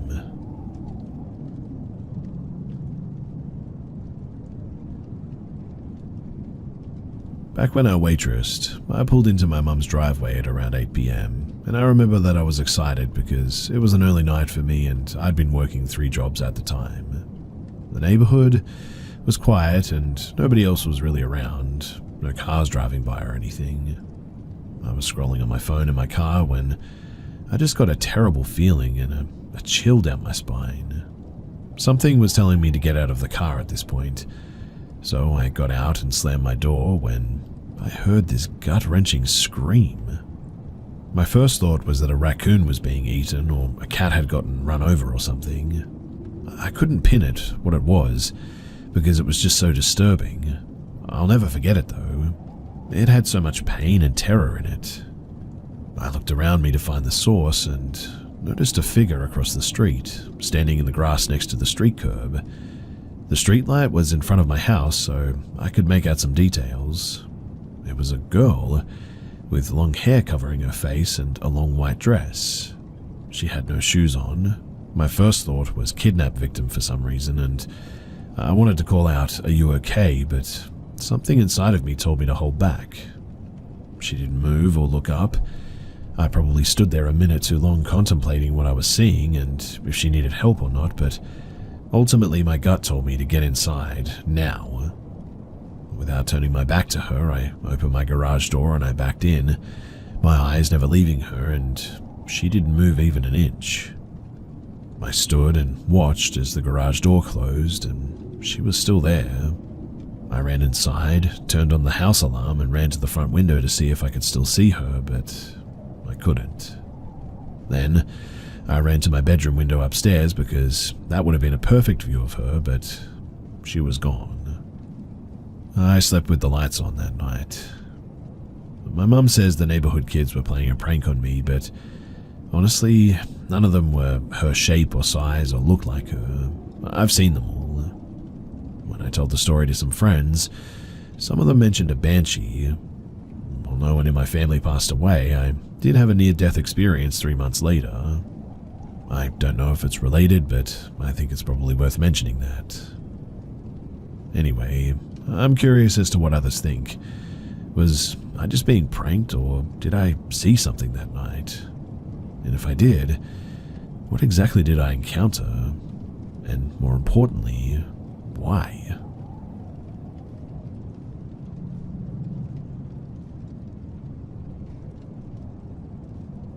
So my boyfriend, now husband, moved into this house with 3 of his buds when we were 19. Built in 1909, you could only expect it to come with some history, right? Well, his room was on the main floor, and I'd spent evenings over just visiting.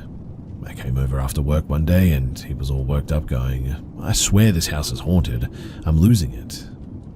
He explained that as he did laundry, the dryer kept turning off, and he would walk to the basement to find the door open. On his 3rd trip to the basement, he just snapped. He yelled and swore and told the ghost to get lost. He slammed the dryer door and then walked back up to his room. The laundry completed and the door didn't open again. After explaining this to me, I realized that it was already 11:30 p.m. and I had to drive home still. He was a bit on edge, but I just told him that he needs to apologize and understand that this was probably their home at one point in time. They're just messing with him for a reaction. I kissed him goodnight and walked into the kitchen towards the front door to leave. I stopped in the doorway, felt the need to look over my right shoulder, and see the elements on the stove beat red. They were all turned on at full heat and had been on for a while, clearly. The kitchen was really hot. The stovetop itself was dang hot. I casually walked over, turned off all the elements and said, "Please stop, he's harmless." Boyfriend begged me to stay and I was like, "You gotta fight your own battles. You need to apologize and just go to sleep, you silly goose." The old man never left. It was his house at one point. He made certain everyone knew that he was still the boss. I sometimes enjoyed his tricks. I ended up moving in with the boys 3 months after the stove incident. Nothing too scary ever really happened. Just sort of regular ghost stuff, but it was kind of like Casper, I guess. Some people might find that odd, but I guess when you've had your fair share of paranormal encounters, things like this just don't seem to faze you anymore.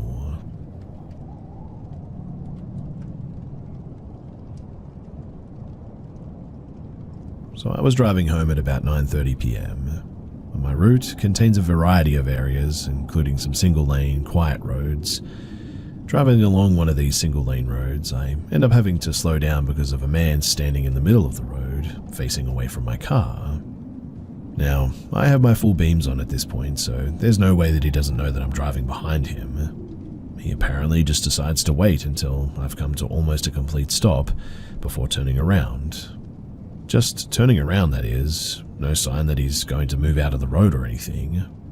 I'm of course worried about this guy, thinking that, I don't know, maybe he needs help or something. He doesn't seem to be visibly intoxicated from what I can tell, and he doesn't appear injured or confused, so I assume that he's mostly okay. After a little while of standing, he raises his arms in a well kind of motion. I don't know if he was expecting me to back up or hit him or what, so I decided to sound my horn to try and nudge him along a bit, as I just want to get home. And this makes him flip out completely. He closes the distance to my car and starts pounding on it, yelling at me like crazy. I can't hear what he's saying, but he does this for what must have only been a few seconds, felt way longer at the time, before rounding the side of my car and punching the driver's side window at full force. Fortunately, it held up and it didn't crack. The second that I know that he's out of the way, though, I absolutely floor it and get the heck out of there, happy in the knowledge that he couldn't catch up to me. So yeah, that was a really creepy random encounter and hopefully my last one. I do hope that Mr. Spooky Car Puncher is okay and getting whatever help it is that he might need, though probably best to start with a doctor for his likely broken hand.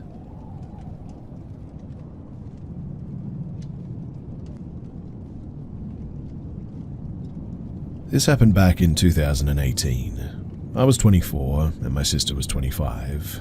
We are both native New Yorkers and there are plenty of stories that I have. I think we all know that New York is a bit strange, but anyway, we were on a crowded train going to meet up with a friend. There were no seats, so we were holding onto this pole. It's already a bit of a tight squeeze, but this man and this girl, not related, get on and hold the pole that my sister and I are both holding. We're both talking, and I notice the man directly in front of us keeps on looking at us, like really looking. I'm already feeling uncomfortable as it is, and it's hard not to pay attention. I just try to ignore it by talking to my sister in the end. By the way, we are nowhere near our destination. A couple of train stops later, though, he eventually says to us, "Are you guys sisters?" We both sort of look at one another, feeling awkward, and I'm like, yeah. At this point, I'm praying that the train would hurry up to the next stop so that we could get off. I know that my sister is thinking the same thing. The other girl is looking at us, and she looks uncomfortable too.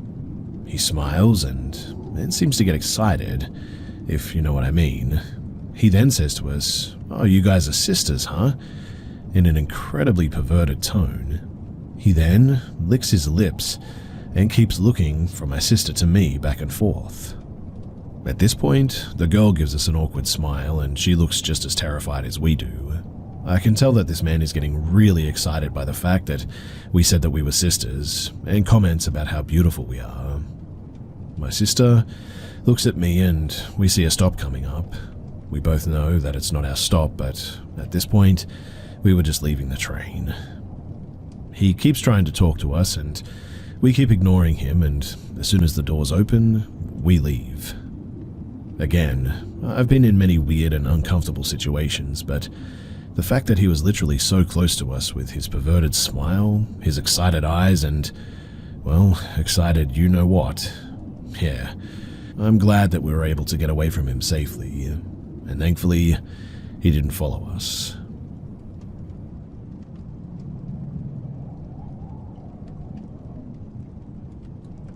So I shared a story with you guys a little while back. One of them was about a deer person or something out there where my grandmother lives. I don't live there anymore, and I live 45 minutes away from her, but yeah, that was me. Anyways, I took out my dog tonight. My dog was peeing and I was on my phone, but we live in an apartment complex with thick woods in the back. My dog started growling, which is weird because, well, he never does. That's when I looked over and he was, and I'm honestly shaking thinking about it, but with my physical eyes, I see this 6.5 or 7 foot deer thing again. First thought was it was a Wendigo.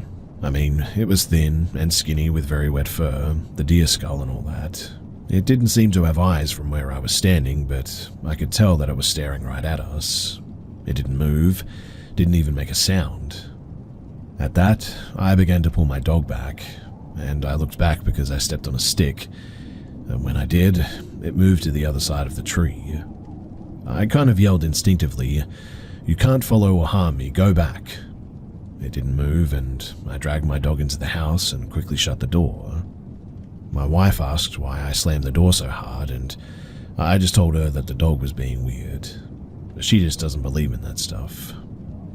Anyway, I went back out a few minutes ago, which was about an hour after it happened, and there was no sign of it. I'm really shaken up by this because, quite honestly, after I moved, I thought that this was all over.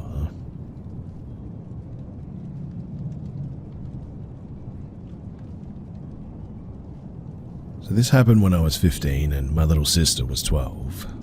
A little bit of backstory here too. We lived in this small town for several years and it was a pretty safe place. A few years into living there, we had a cop with his wife and kids move in 2 houses down from us. Our house was built sometime in the 1920s, and a few nights before this incident, our other siblings locked us out of the back door. Us being idiots, we kicked the back door in. The door didn't budge, but the frame came out of the wall and the door was just sort of hanging there. One of our blinds was broken. We didn't have the money to fix it. Seeing as my parents had 8 kids and money was tight growing up, there was just no way. Anyways, the blinds were broken behind our TV. On the other side of the window was a garage and our driveway, next to the driveway on our neighbor's property, which was abandoned and had tall shrubs. But what we didn't know, though, was that there were 2 people hiding in the shrubs watching us.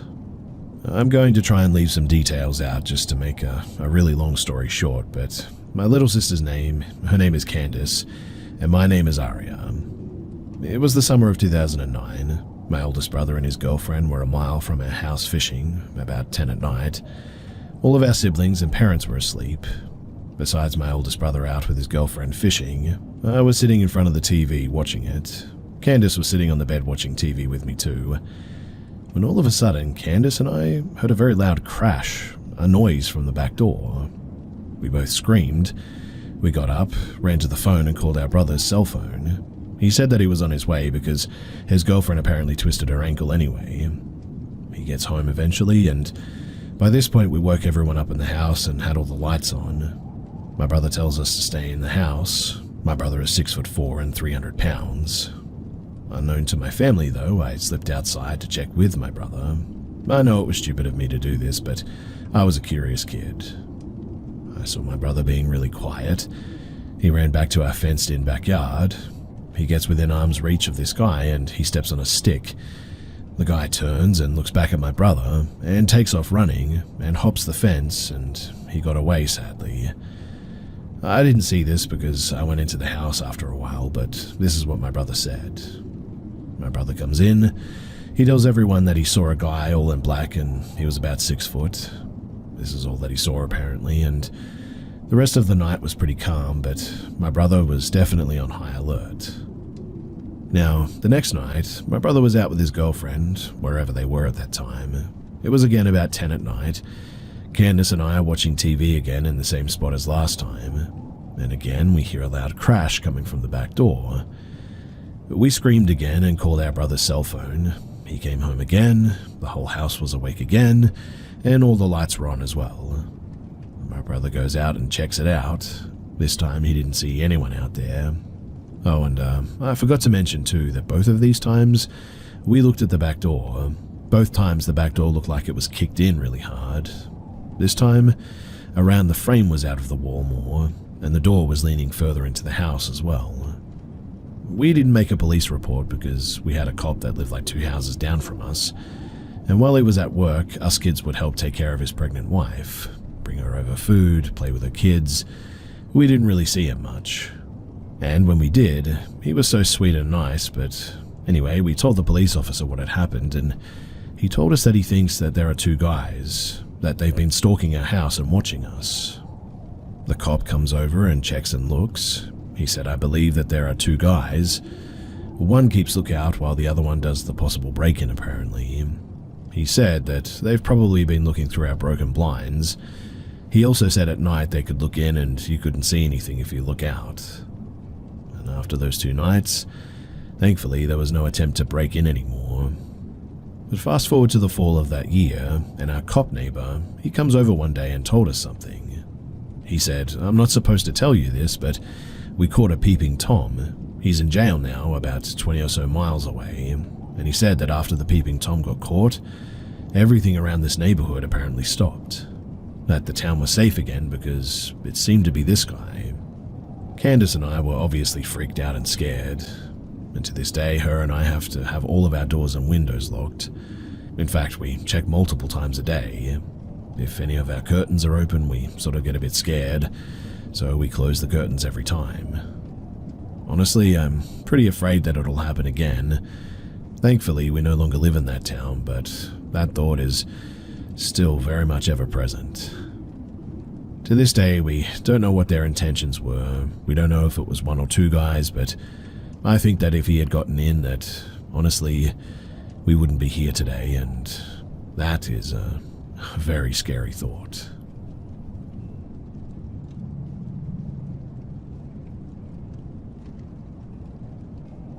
I've had many experiences with the paranormal and interactions in my home, and I thought that I would share some here for all of you guys. So my wife is a childhood diabetic, and sometimes at night her sugar levels will drop dangerously, which can put her into a coma. I'm a very light sleeper and have trouble sleeping in general, so one night at about 2 a.m. I got up to go and watch TV, and as I walked past my wife, I looked at her and noticed two orbs above her head. One was bright yellow, and the other one was sort of a whitish, yellowish color. I looked, took a couple of more steps, and then went, "What the heck?"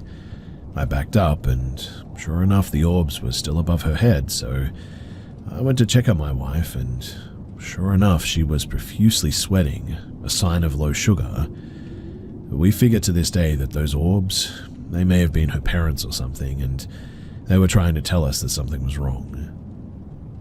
On another night, I came back to bed and noticed an orb on my bed. I sat down on my bed and moved the blankets around, lifting them up and stuff to see if it was a light trick, but the orb just stayed there. I moved around, waved my hands, but the light was never blocked. But then, I heard a thump on the floor, and noticed that the orb was now at the base of our dresser, and about shoulder height of our dear cat, Winston, who passed in 2007. Still miss him a lot, by the way. We have often felt him jump on the bed or jump off like that too, but this seemed to be something else. Again, I was up watching hockey at about 4 a.m. when I noticed a black triangle zip across the screen against the white ice. Hey, there's a bird in the stadium, I thought, so I rewound the game. It was PVR, but there was no bird. Now, this isn't all that odd, I admit, but the next night I just climbed into bed when I felt two tugs on my blanket right by my shoulder. I ignored them and I went back to sleep, but the next night as I was laying in bed, I swear that I felt a heavy weight sit on the edge of the bed beside me, and that absolutely terrified me. After that, whatever it was didn't return, but my wife has a friend who can interact with spirits, and she apparently said that it was someone named Kevin. Now, this next one I absolutely hate. So I have a fan that has a safety feature, and if you touch the fan shroud, it will stop the fan so kids can't be hurt. But suddenly, every night for months, at 3 a.m.-ish, the fan would stop, and when it stops, it makes a sort of loud electrical sound, a buzzing sound. The fan never stops at any other time except then, and I always felt that there was someone standing in that corner watching me each night, and this freaked me out, so I moved the fan to an empty room, and guess what?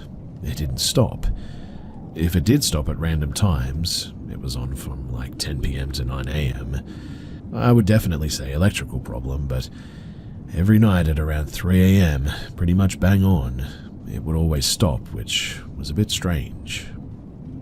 Now, the reason for sharing all of the above is that this next one happened just 2 nights ago. I was awake laying in bed and I could hear someone walking back and forth at the foot of the bed, and it was keeping me awake. Then, I heard a tapping sound from my baseboard heater, then walking, then tapping, and, well, this was too much, so I growled, "Will you get lost? You're keeping me awake." And right after I said this, there was a loud thump on the floor like I startled it, and the air in the room became really much lighter, I guess you could say. I have more experiences, but these are probably the best ones. I guess I'm a bit tuned into spirits or whatever, but for the third one I think I brought it on myself, knowing that I'm a bit sensitive to all this stuff I've been saying in my mind. If any spirit needs help and you are a good spirit, I'll try to help you. And I guess Kevin needed help, and perhaps that's why he approached. But whatever the case, it was still very terrifying, and quite honestly, I didn't really expect it, I guess. But here's hoping that after this last one, things will start to calm down.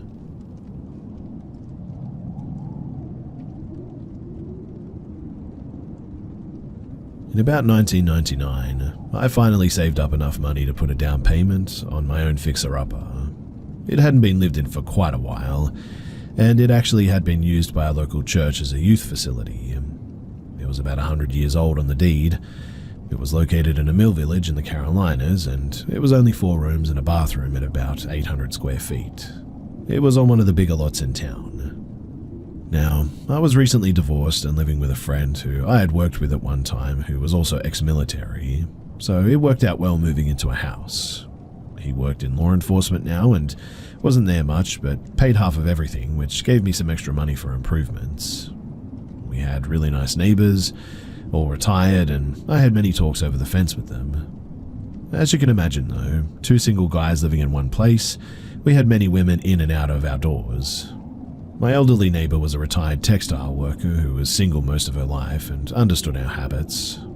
As I demolished the kitchen, I tore out everything down to the bare walls and replaced plaster with drywall.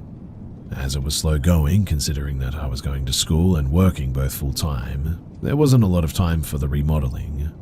We did have one big table in the kitchen that we used for, well, pretty much everything.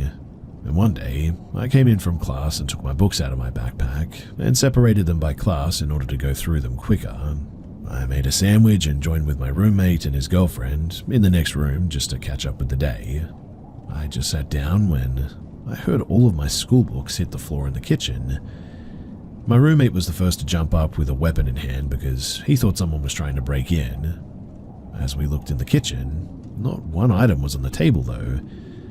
I picked everything up and put it in my backpack. I've always believed that spirits were possible, but after seeing this, I definitely had more to believe in, I guess. Puzzled that no door was open and that this happened, we just sort of joked about it and said ghost. The next day, I asked my neighbor next door if anyone had ever died in my house. She dropped her head for a minute and she said yes, 2 people in fact, a husband and wife who lived there for many years. That's not one of the first things you ask when you find a good deal on a house, I guess, and it was a lesson learned, but she said that the husband died first of natural causes, but the wife apparently had schizophrenia and lived many years after him. I also asked my neighbor if she had seen anything odd, and she said yes. She said that she had seen lights going on and off occasionally. I then said I sort of meant like, have you ever looked over at my house? And she chuckled and said no. Different things happened after that too, like we would come in and TVs would be on when we know that we turned them off. Lights the same way. I said something to my neighbor again and she said let me come over and talk to her. We had been friends before her health got bad. So my neighbor walked in and started talking to her as if she was standing right there and told her that we were good guys and we were going to take care of the house and we had to learn to live together. And amazingly enough, after that, there was really nothing else for quite a while. Now, I had finished the kitchen and started on the bathroom remodel at this point. At about the same time my roommate was making plans to move out and a girl I was dating was moving in, we were planning to get married soon. She had a son and I had to prepare a room for him with a big closet for his stuff. And it was at this point that things started happening again with the lights and TV and stuff falling off the kitchen counter again. My roommate said that he had lost his key to his room, swearing that it was on the keychain, but I dismissed it because I was going to replace it anyway. Later, when pulling up carpet for the new walk-in closet in my stepson's room, I found my ex-roommate's key, believe it or not, under the carpet that I had pulled up. And honestly, I have no idea how that could happen. I had replaced that lock when my ex-roommate moved in and I checked and the key matched the lock. That was unbelievably odd. In the time that I was fixing up her son's room and the time that she was to move her stuff in, one afternoon I came home from school and drank a couple of beers and took a nap, only to wake up abruptly to my stereo blasting so loud that it was deafening. Mind you, this was one of those old school stereos that you adjusted volume by the knob and not a remote. I jumped up and turned it off. Irate, I remember saying something to the effect that this was my house, and if we both can't live here, I'll burn it down. I think I even said that if there was a light near where she was, that she needed to go to it. And after that, there was absolutely nothing for the next 6 years that my new wife and stepson ever experienced. Thinking back, maybe negative energy had been building up in the home for some time, because some decisions were made for her son to go into a private school near where his father lived for a better education. And even though I didn't agree, she did it for his future and I understood. But our relationship paid for it in the end with divorce after 8 years. Nothing I can remember stands out after my wife left, other than that she said that in the end that the house gave her bad vibes and she wanted nothing to do with it. I had wondered at one point if the spirit of the woman wanted me to be there, but wanted only me because there had absolutely been nothing else that had happened the entire time that I lived there alone. A few things did happen though by surprise during the sale of the home when I was preparing to sell. Like the furnace needed repairs and my entire front sill collapsed right before the home inspection due to termite erosion. That happened years before I bought it, mind you, but there were a small string of events like this of just unfortunate luck, I guess. On a side note, it was odd how other information had come to me about the residents of my home prior to me living there through a woman I had dated when I first moved in. She had lived a few miles away, and when I told her about what had happened with the books and the table, a neighbor of hers was nearby and overheard our conversation and asked where I lived. I told him, and he said that he grew up over that way and they used to play ball in the church parking lot near there, and that the woman who lived there when he was a boy had a lot of mental issues. If they hit a ball into her yard, she would grab it and take it in her house and throw it in her wood stove and burn it, apparently. And that wood stove, when I moved in, it was the one in the kitchen. The one that I had trouble with as I was trying to sell it.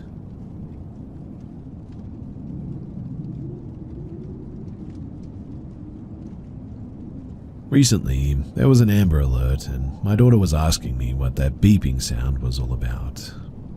For those who don't know, an Amber Alert goes out when a child is reported missing. If you receive notifications, you know what I'm talking about. The alert will sometimes give information like the victim's appearance as well as the perpetrator, the location of the abduction, make and model of a vehicle, stuff like this. Anyway, my phone started beeping one evening while helping my daughter clean her room, an Amber Alert. She asked about it. I gave her a small rundown and that was that. However, it triggered a childhood memory that I have where I believe with all of my heart that I was almost kidnapped when I was a kid. To be clear, this isn't a memory that was laying dormant in my subconscious or anything, and this random Amber Alert and talk with my kid caused it to resurface in my mind. This incident is something that I've pondered and thought about off and on for years now. I'm a 41-year-old male, by the way. So, it's been a while since I've considered the factors and details of the experience, and this recent Amber Alert and talk with my daughter really caused me to pause and reflect on the incident itself once again.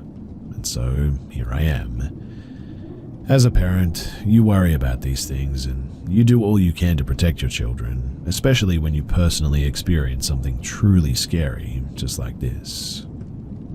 Now, the occurrence happened when I was just a young kid. My guess is around 7 or 8. I can't be sure, but I think that that's a safe estimate based on the fact that much of these early childhood memories aren't really there anymore. I do remember my kindergarten experience, which I would have been 5 or 6, and also later grades as well, but this incident must have happened sometime after or maybe even around the ages of 7 to 8. My parents took me to a neighboring city to do some shopping one day. We lived in a small rural town with not much on offer, so from time to time we would go to this neighboring city, about 45 minutes from where we were located. It just had more to offer, I guess, and they would take me up there for school clothes shopping, out to eat because restaurants were better, and because my mum was a bit of a crafter. She loved to make crafts, it was her thing. There were these different craft stores and a fabric store that she liked going up to there as well. Now, on this specific trip, we went to a fabric store up there, Joanne Fabrics to be exact. This was a pretty big store. As a little kid, I guess most every place seems big, but no kidding, this was actually a pretty sizable place. My dad, he sat out in the car while I went in with my mum. He did that a lot growing up. He would just sit in the car when there was a store that he didn't want to go into, so I really can't blame him there. I can't recall exactly what all my mum was looking for or trying to get in that store that day, but I do remember what section we were in, an area with a bunch of racks with various fabrics hanging. Imagine a clothing store with circular racks with clothes hanging around them, and that's pretty much what it's like at this fabric store, racks of hanging fabrics. I remember this area being sort of slightly toward the beginning or entrance of the store. As my mum was looking through these racks, I sort of begin to wander around. Not far though, just enough to kind of look around myself. I was probably bored and started wandering around, is my guess, but I could still see my mum just up and over a few racks away, so it wasn't like I was on the other side of the store or anything. Anyway, a random man approached me, and honestly, I can't even remember at what direction he came from. It's just like I was there by myself one minute, and the next I looked up and saw this guy. It was like he came in fast and sort of out of nowhere, but I quickly looked over to where my mum was. She had moved a few racks up and away, but I could still see her. There was a fair bit of distance between my mum and me at this point, and so here I am standing behind some rack of fabric with this older guy opposite me on the other side of this rack. Then he speaks. "Hey little boy, how you doing there?" I remained silent because this took me completely off guard. He asked, "Where's your folks at? Are you alone in here?" I stood still and sort of quiet. "Come here, I got something to show you." At this point, he started advancing toward me, coming around the rack to where I was. I quickly started the other way, but he stopped and started coming around the other way as if to meet me in the middle. I was scared at this moment and became instantly aware that this man seemed a bit dangerous and like he was trying to get a hold of me. "Come here," he barked. I jerked fast to the left, but he did the same. And at that point, he had this real wild look in his eyes. Whichever direction I went, he followed, but remember, there's a rack between us. Honestly as well, I'm so thankful for that rack. After some back and forth movements from me and this man, I finally lock on with my mum and yell, "Mum, help!" You would have thought that I had screamed bloody murder. It was so loud, but it got my mum's attention and did the job. "What's wrong?" she asked. This startled the man, and he looked over his shoulder in the direction of my gaze and confirmed that yes, that must be his mother. His demeanor all of a sudden completely changes, and it's as if everything is just fun and games, and he was just messing around, and he said as much to my mum. "I was just messing around with him. No harm, ma'am." My mum came to where I was, and as we reconnected, the guy just sort of tips his hat at my mum and makes his way out of the store. I explained to my mum what had just happened, that this guy was trying to get me. I was so upset and really shook up. She told me that I did the right thing by yelling and getting her attention. It was terrifying for sure though, and I'm thankful that something crazy didn't happen. Could I have been imagining things, like maybe this guy was really just messing around? I seriously doubt it. I very much think that there were nefarious intentions. I mean, why would a random older guy be perusing a fabric store? If he was there for something like crafts or fabrics, why promptly leave when confronted? To this day, I truly believe that he was up to no good.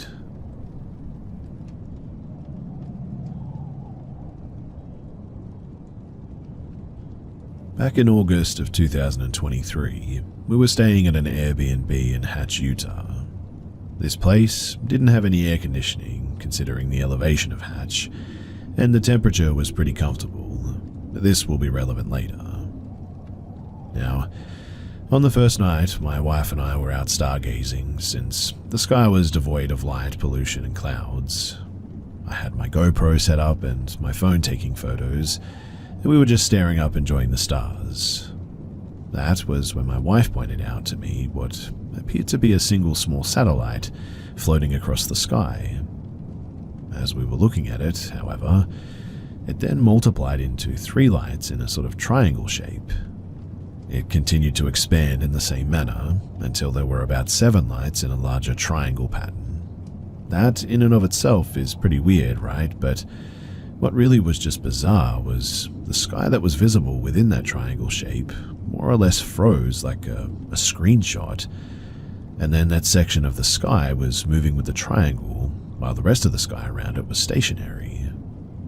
The best way I can think to describe it would be like in the movie Predator and his active camo invisibility tech. The world behind him was visible but sort of skewed, and this triangle passed over the sky for a few short minutes until it just seemed to either rise rapidly and disappear or shrink rapidly. It was about that time that we noticed that it had also gone eerily silent outside with us. No crickets or anything. Even the wind seemed to have stopped. We decided to go in for the night after that, as we were both pretty weirded out by it. In awe, of course, but also weirded out. I got some good pictures of the night sky, but of course, as is usual, they didn't see anything weird. Anyway, a few hours later, the same evening when we were getting ready for bed, I wanted to try a long exposure setting that I had found on my GoPro, so I was standing on the porch taking pictures. That is when I heard the whistle. Now, I'm not an overly superstitious man by any means, but I've heard stories, and not wanting to take my chances, I didn't return the whistle. There was a second whistle shortly after the first that expedited my decision to just go back inside. Weirded out, we just sort of laughed it off in the end and made sure the doors were locked, and we went to bed. Mind you, due to the lack of air conditioning in this house, the windows were all open for airflow. An hour or so later, after we were asleep, my wife wakes me up to ask if I hear something. It was at this point that we both hear very clearly a deep growl and breathing like that of a bear or a large animal outside of our window on the porch. Not loud, but definitely very bassy. But we could hear heavy footsteps on the porch as well. We woke our friends up and quickly turned all the lights on to look around. There were no footprints on the dusty porch and none in the soft mud around the porch, so this experience we really just cannot explain. Of course, our friends were asleep in their room and they didn't hear a thing, and they didn't experience the earlier sighting outside either. Nothing else weird happened while we stayed there for the rest of that trip though. But the final thing to have happened, and this is the part that really weirded my wife out, was that a month or so later, when we were back home, we were in the kitchen making dinner when she looked up and there was an owl sitting on the fence just sort of staring into the house at us. I wasn't at that time aware of the correlation between alien sightings and abductions and the sighting of owls, but I definitely am now.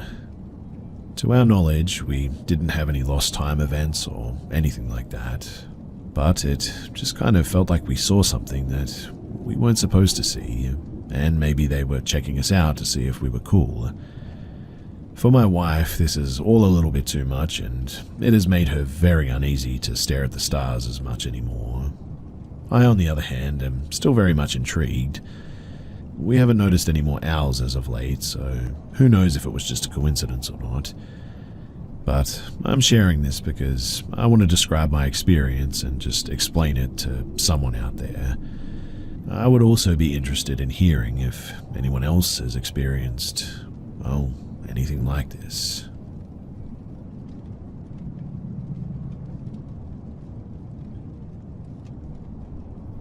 I went camping with my wife and stepdaughter the other night near Laguna Mountain in California. We were off the main road in a secluded route that seldom had cars passing by. No foot traffic through the area at all, however. And we heard a noise late during the night that honestly could be explained logically by something natural, I guess. Something we just don't know about. However, my wife and I have both been losing sanity trying to understand what that noise could have been, or what could have made the noise. The first occurrence of the noise occurred around midnight, and we can only describe it as a slow, deliberate, rhythmic nail scratching on the tensioned paracord strips that were securing the tent to the ground. Naturally, we thought that it might have been a critter curious about the tent, but the slowness and the rhythm of the noise makes us believe otherwise, because critters like that generally scratch quickly and sounds more hasty, I guess. The other conclusion that leads us to believe that it wasn't a critter was because of the fact that throughout the night, we actually did hear squirrels running around outside, curious of all of our stuff that was outside. Why is that detail important? Because during the time leading up to the noise and the time after the noise, we heard absolutely no critters outside running up to or away from the tent. Which means that whatever was creating the noise was absolutely silent coming up to and away from the tent, or, eerily enough, may have actually been floating or something of that nature. We did hear it again at around 2 a.m. the same night, and during that specific episode, the noise seemed to have shifted from one corner of the tent to the corner closer to our heads, allowing us to even feel the vibration of the scratching reverberating throughout the floor of the tent. And that's what leads me to believe that it was the taut paracord strips, because of the tension allowing the vibration to be much stronger. Now, we may have also heard the noise again a third time, but it seemed so weak and went on for such a small duration compared to the other times that we honestly couldn't really key in on the noise that time. So we aren't sure if it was actually the same thing or just our sanity playing tricks on us at that point. My wife and I were very disturbed when we heard that though, and it honestly kept us awake and on high alert for a long time. But we're very curious to know what it may have been as well, and that's why I'm here. Has anyone had a similar experience, or does anyone have an explanation as to what that could have been?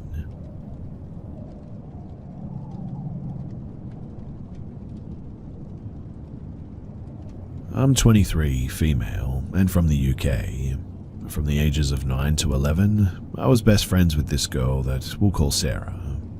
She and I formed a little group at primary school with two other girls. Their names were Lauren and Ellen, but we were each other's best friends first, as we lived so close. Sarah lived one street over from me, so I would always sleep over at her house, but she never came over to my house as we were very, very poor, and honestly I was embarrassed about the state of my house.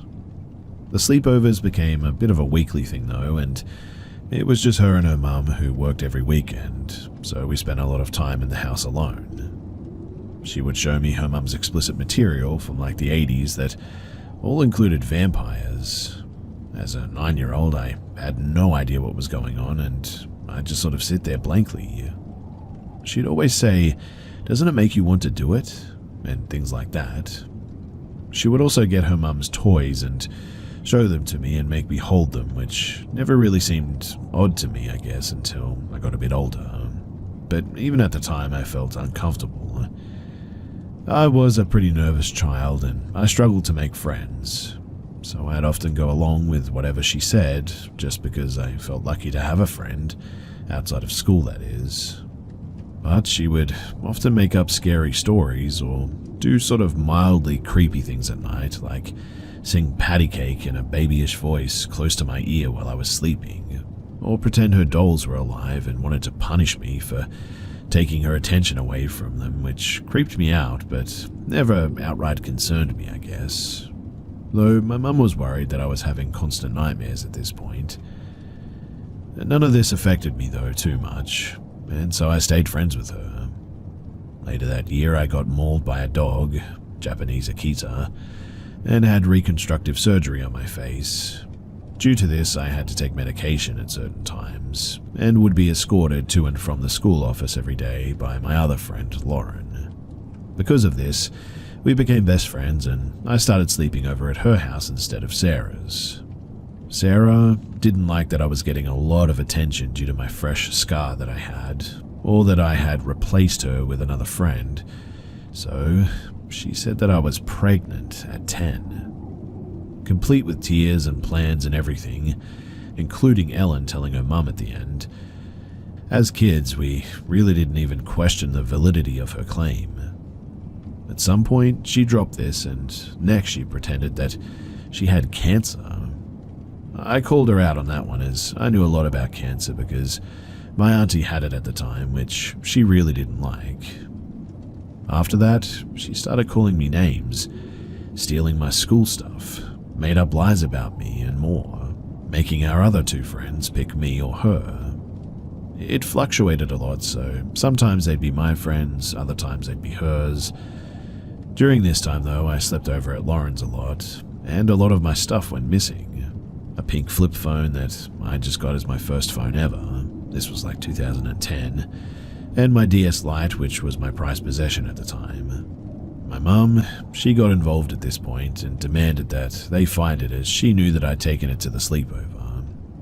In the end, Lauren supposedly found them both smashed up on a road far from either of us lived, and returned them to me completely broken weeks later. Later on, Sarah and I got invited to swimming baths for Lauren's birthday, and for once we got along like it was having my best friend back.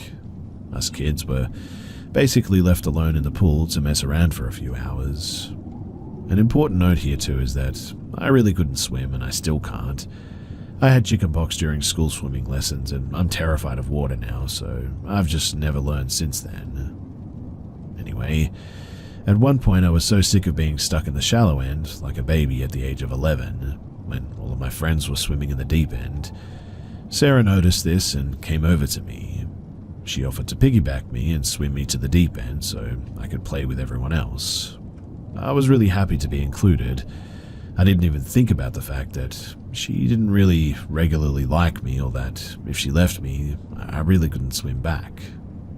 I just hopped right on, and she swam us out. She started mock tipping me sideways like she was going to drop me, and I cried and begged her to take me back. I was terrified of getting water in my face or going underwater. Still can't go underwater to this day. She just laughed at me though, and then dropped me, dunking me under the water and holding my head there where I struggled and I couldn't breathe. I remember struggling and being unable to breathe, but the next thing I knew, a lifeguard had pulled me to the side of the pool and I was choking on air and shaking.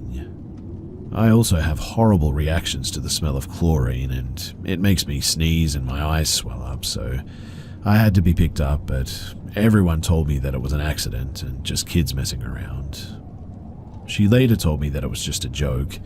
I should learn to swim and stop being a baby, which I guess is kind of true, but still, after that day, I didn't want to be around her anymore.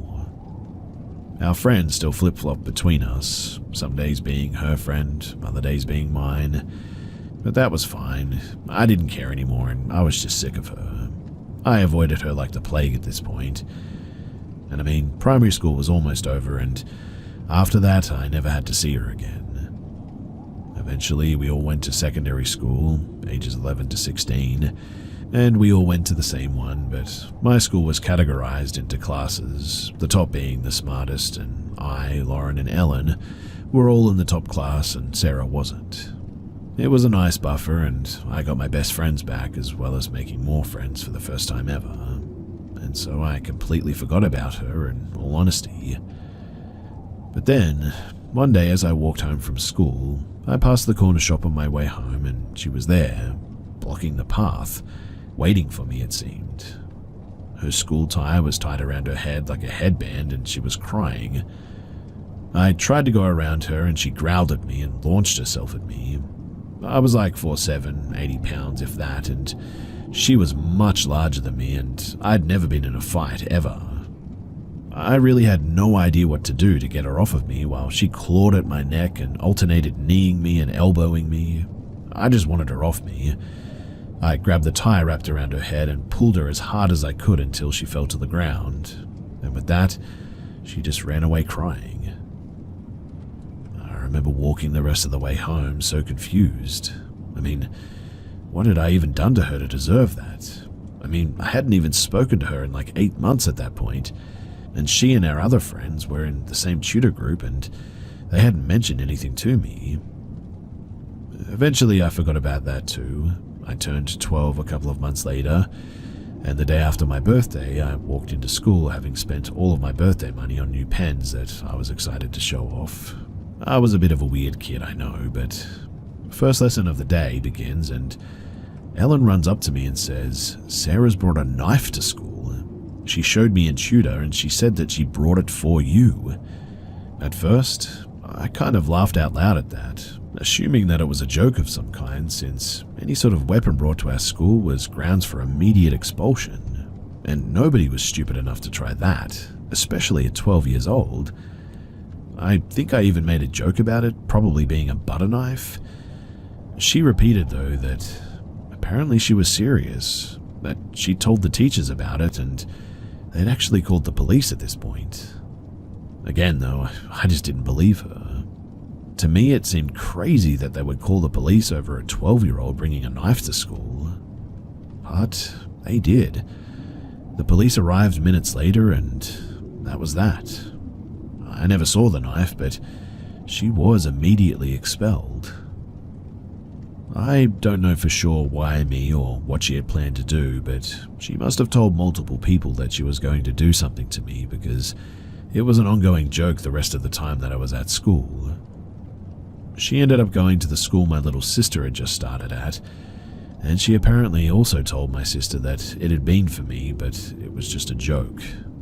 Side note, my little sister is a year younger and is a fighter, and at this stage, I've still never been in a real fight, and my sister has always fought anyone who badmouthed me. She's a real one for sure, but my sister apparently punched her for that, and that was the last that I heard from her until I was like 18 years old. I turned 18 and I was at university, and then out of the blue I was tagged in an old primary school photo by Sarah. It had the whole class in it, but she tagged only me. I found this a bit odd, but didn't do anything about it, and I mean, it was on my old Facebook account anyway, so I just ignored it. A couple of months later, though, it was Sarah's birthday, and she sent me a message asking if I would come to her birthday party. Mind you, I hadn't spoken to her in like 6 years at this point, and the last time I had, I mean, she'd fought me and then brought a knife to school. So in the end, I simply ignored the message and I just moved on with my life. Later I saw that she and Lauren had reconnected and were best friends again apparently, which always concerned me as Lauren and I had stayed friends for years and she knew everything about how Sarah had treated me. But I've never really put much thought into it, other than that it's likely that they were still friends the whole time and Lauren had stolen my DS and phone because of Sarah and they'd broken them together. But the last time that I saw her, I was 19 and I was on a date with my boyfriend walking down the street, and I saw her standing at the bus stop. I wasn't really bothered since I'd neither seen or heard anything from her for years, until our eyes met, and she grinned and pulled out her phone and started filming me until I was out of sight. Now, I have no idea why she did any of the things that she did, and I mostly feel sorry for her based on the way her life has turned out so far. But really, I still hope that I never, ever run into her again.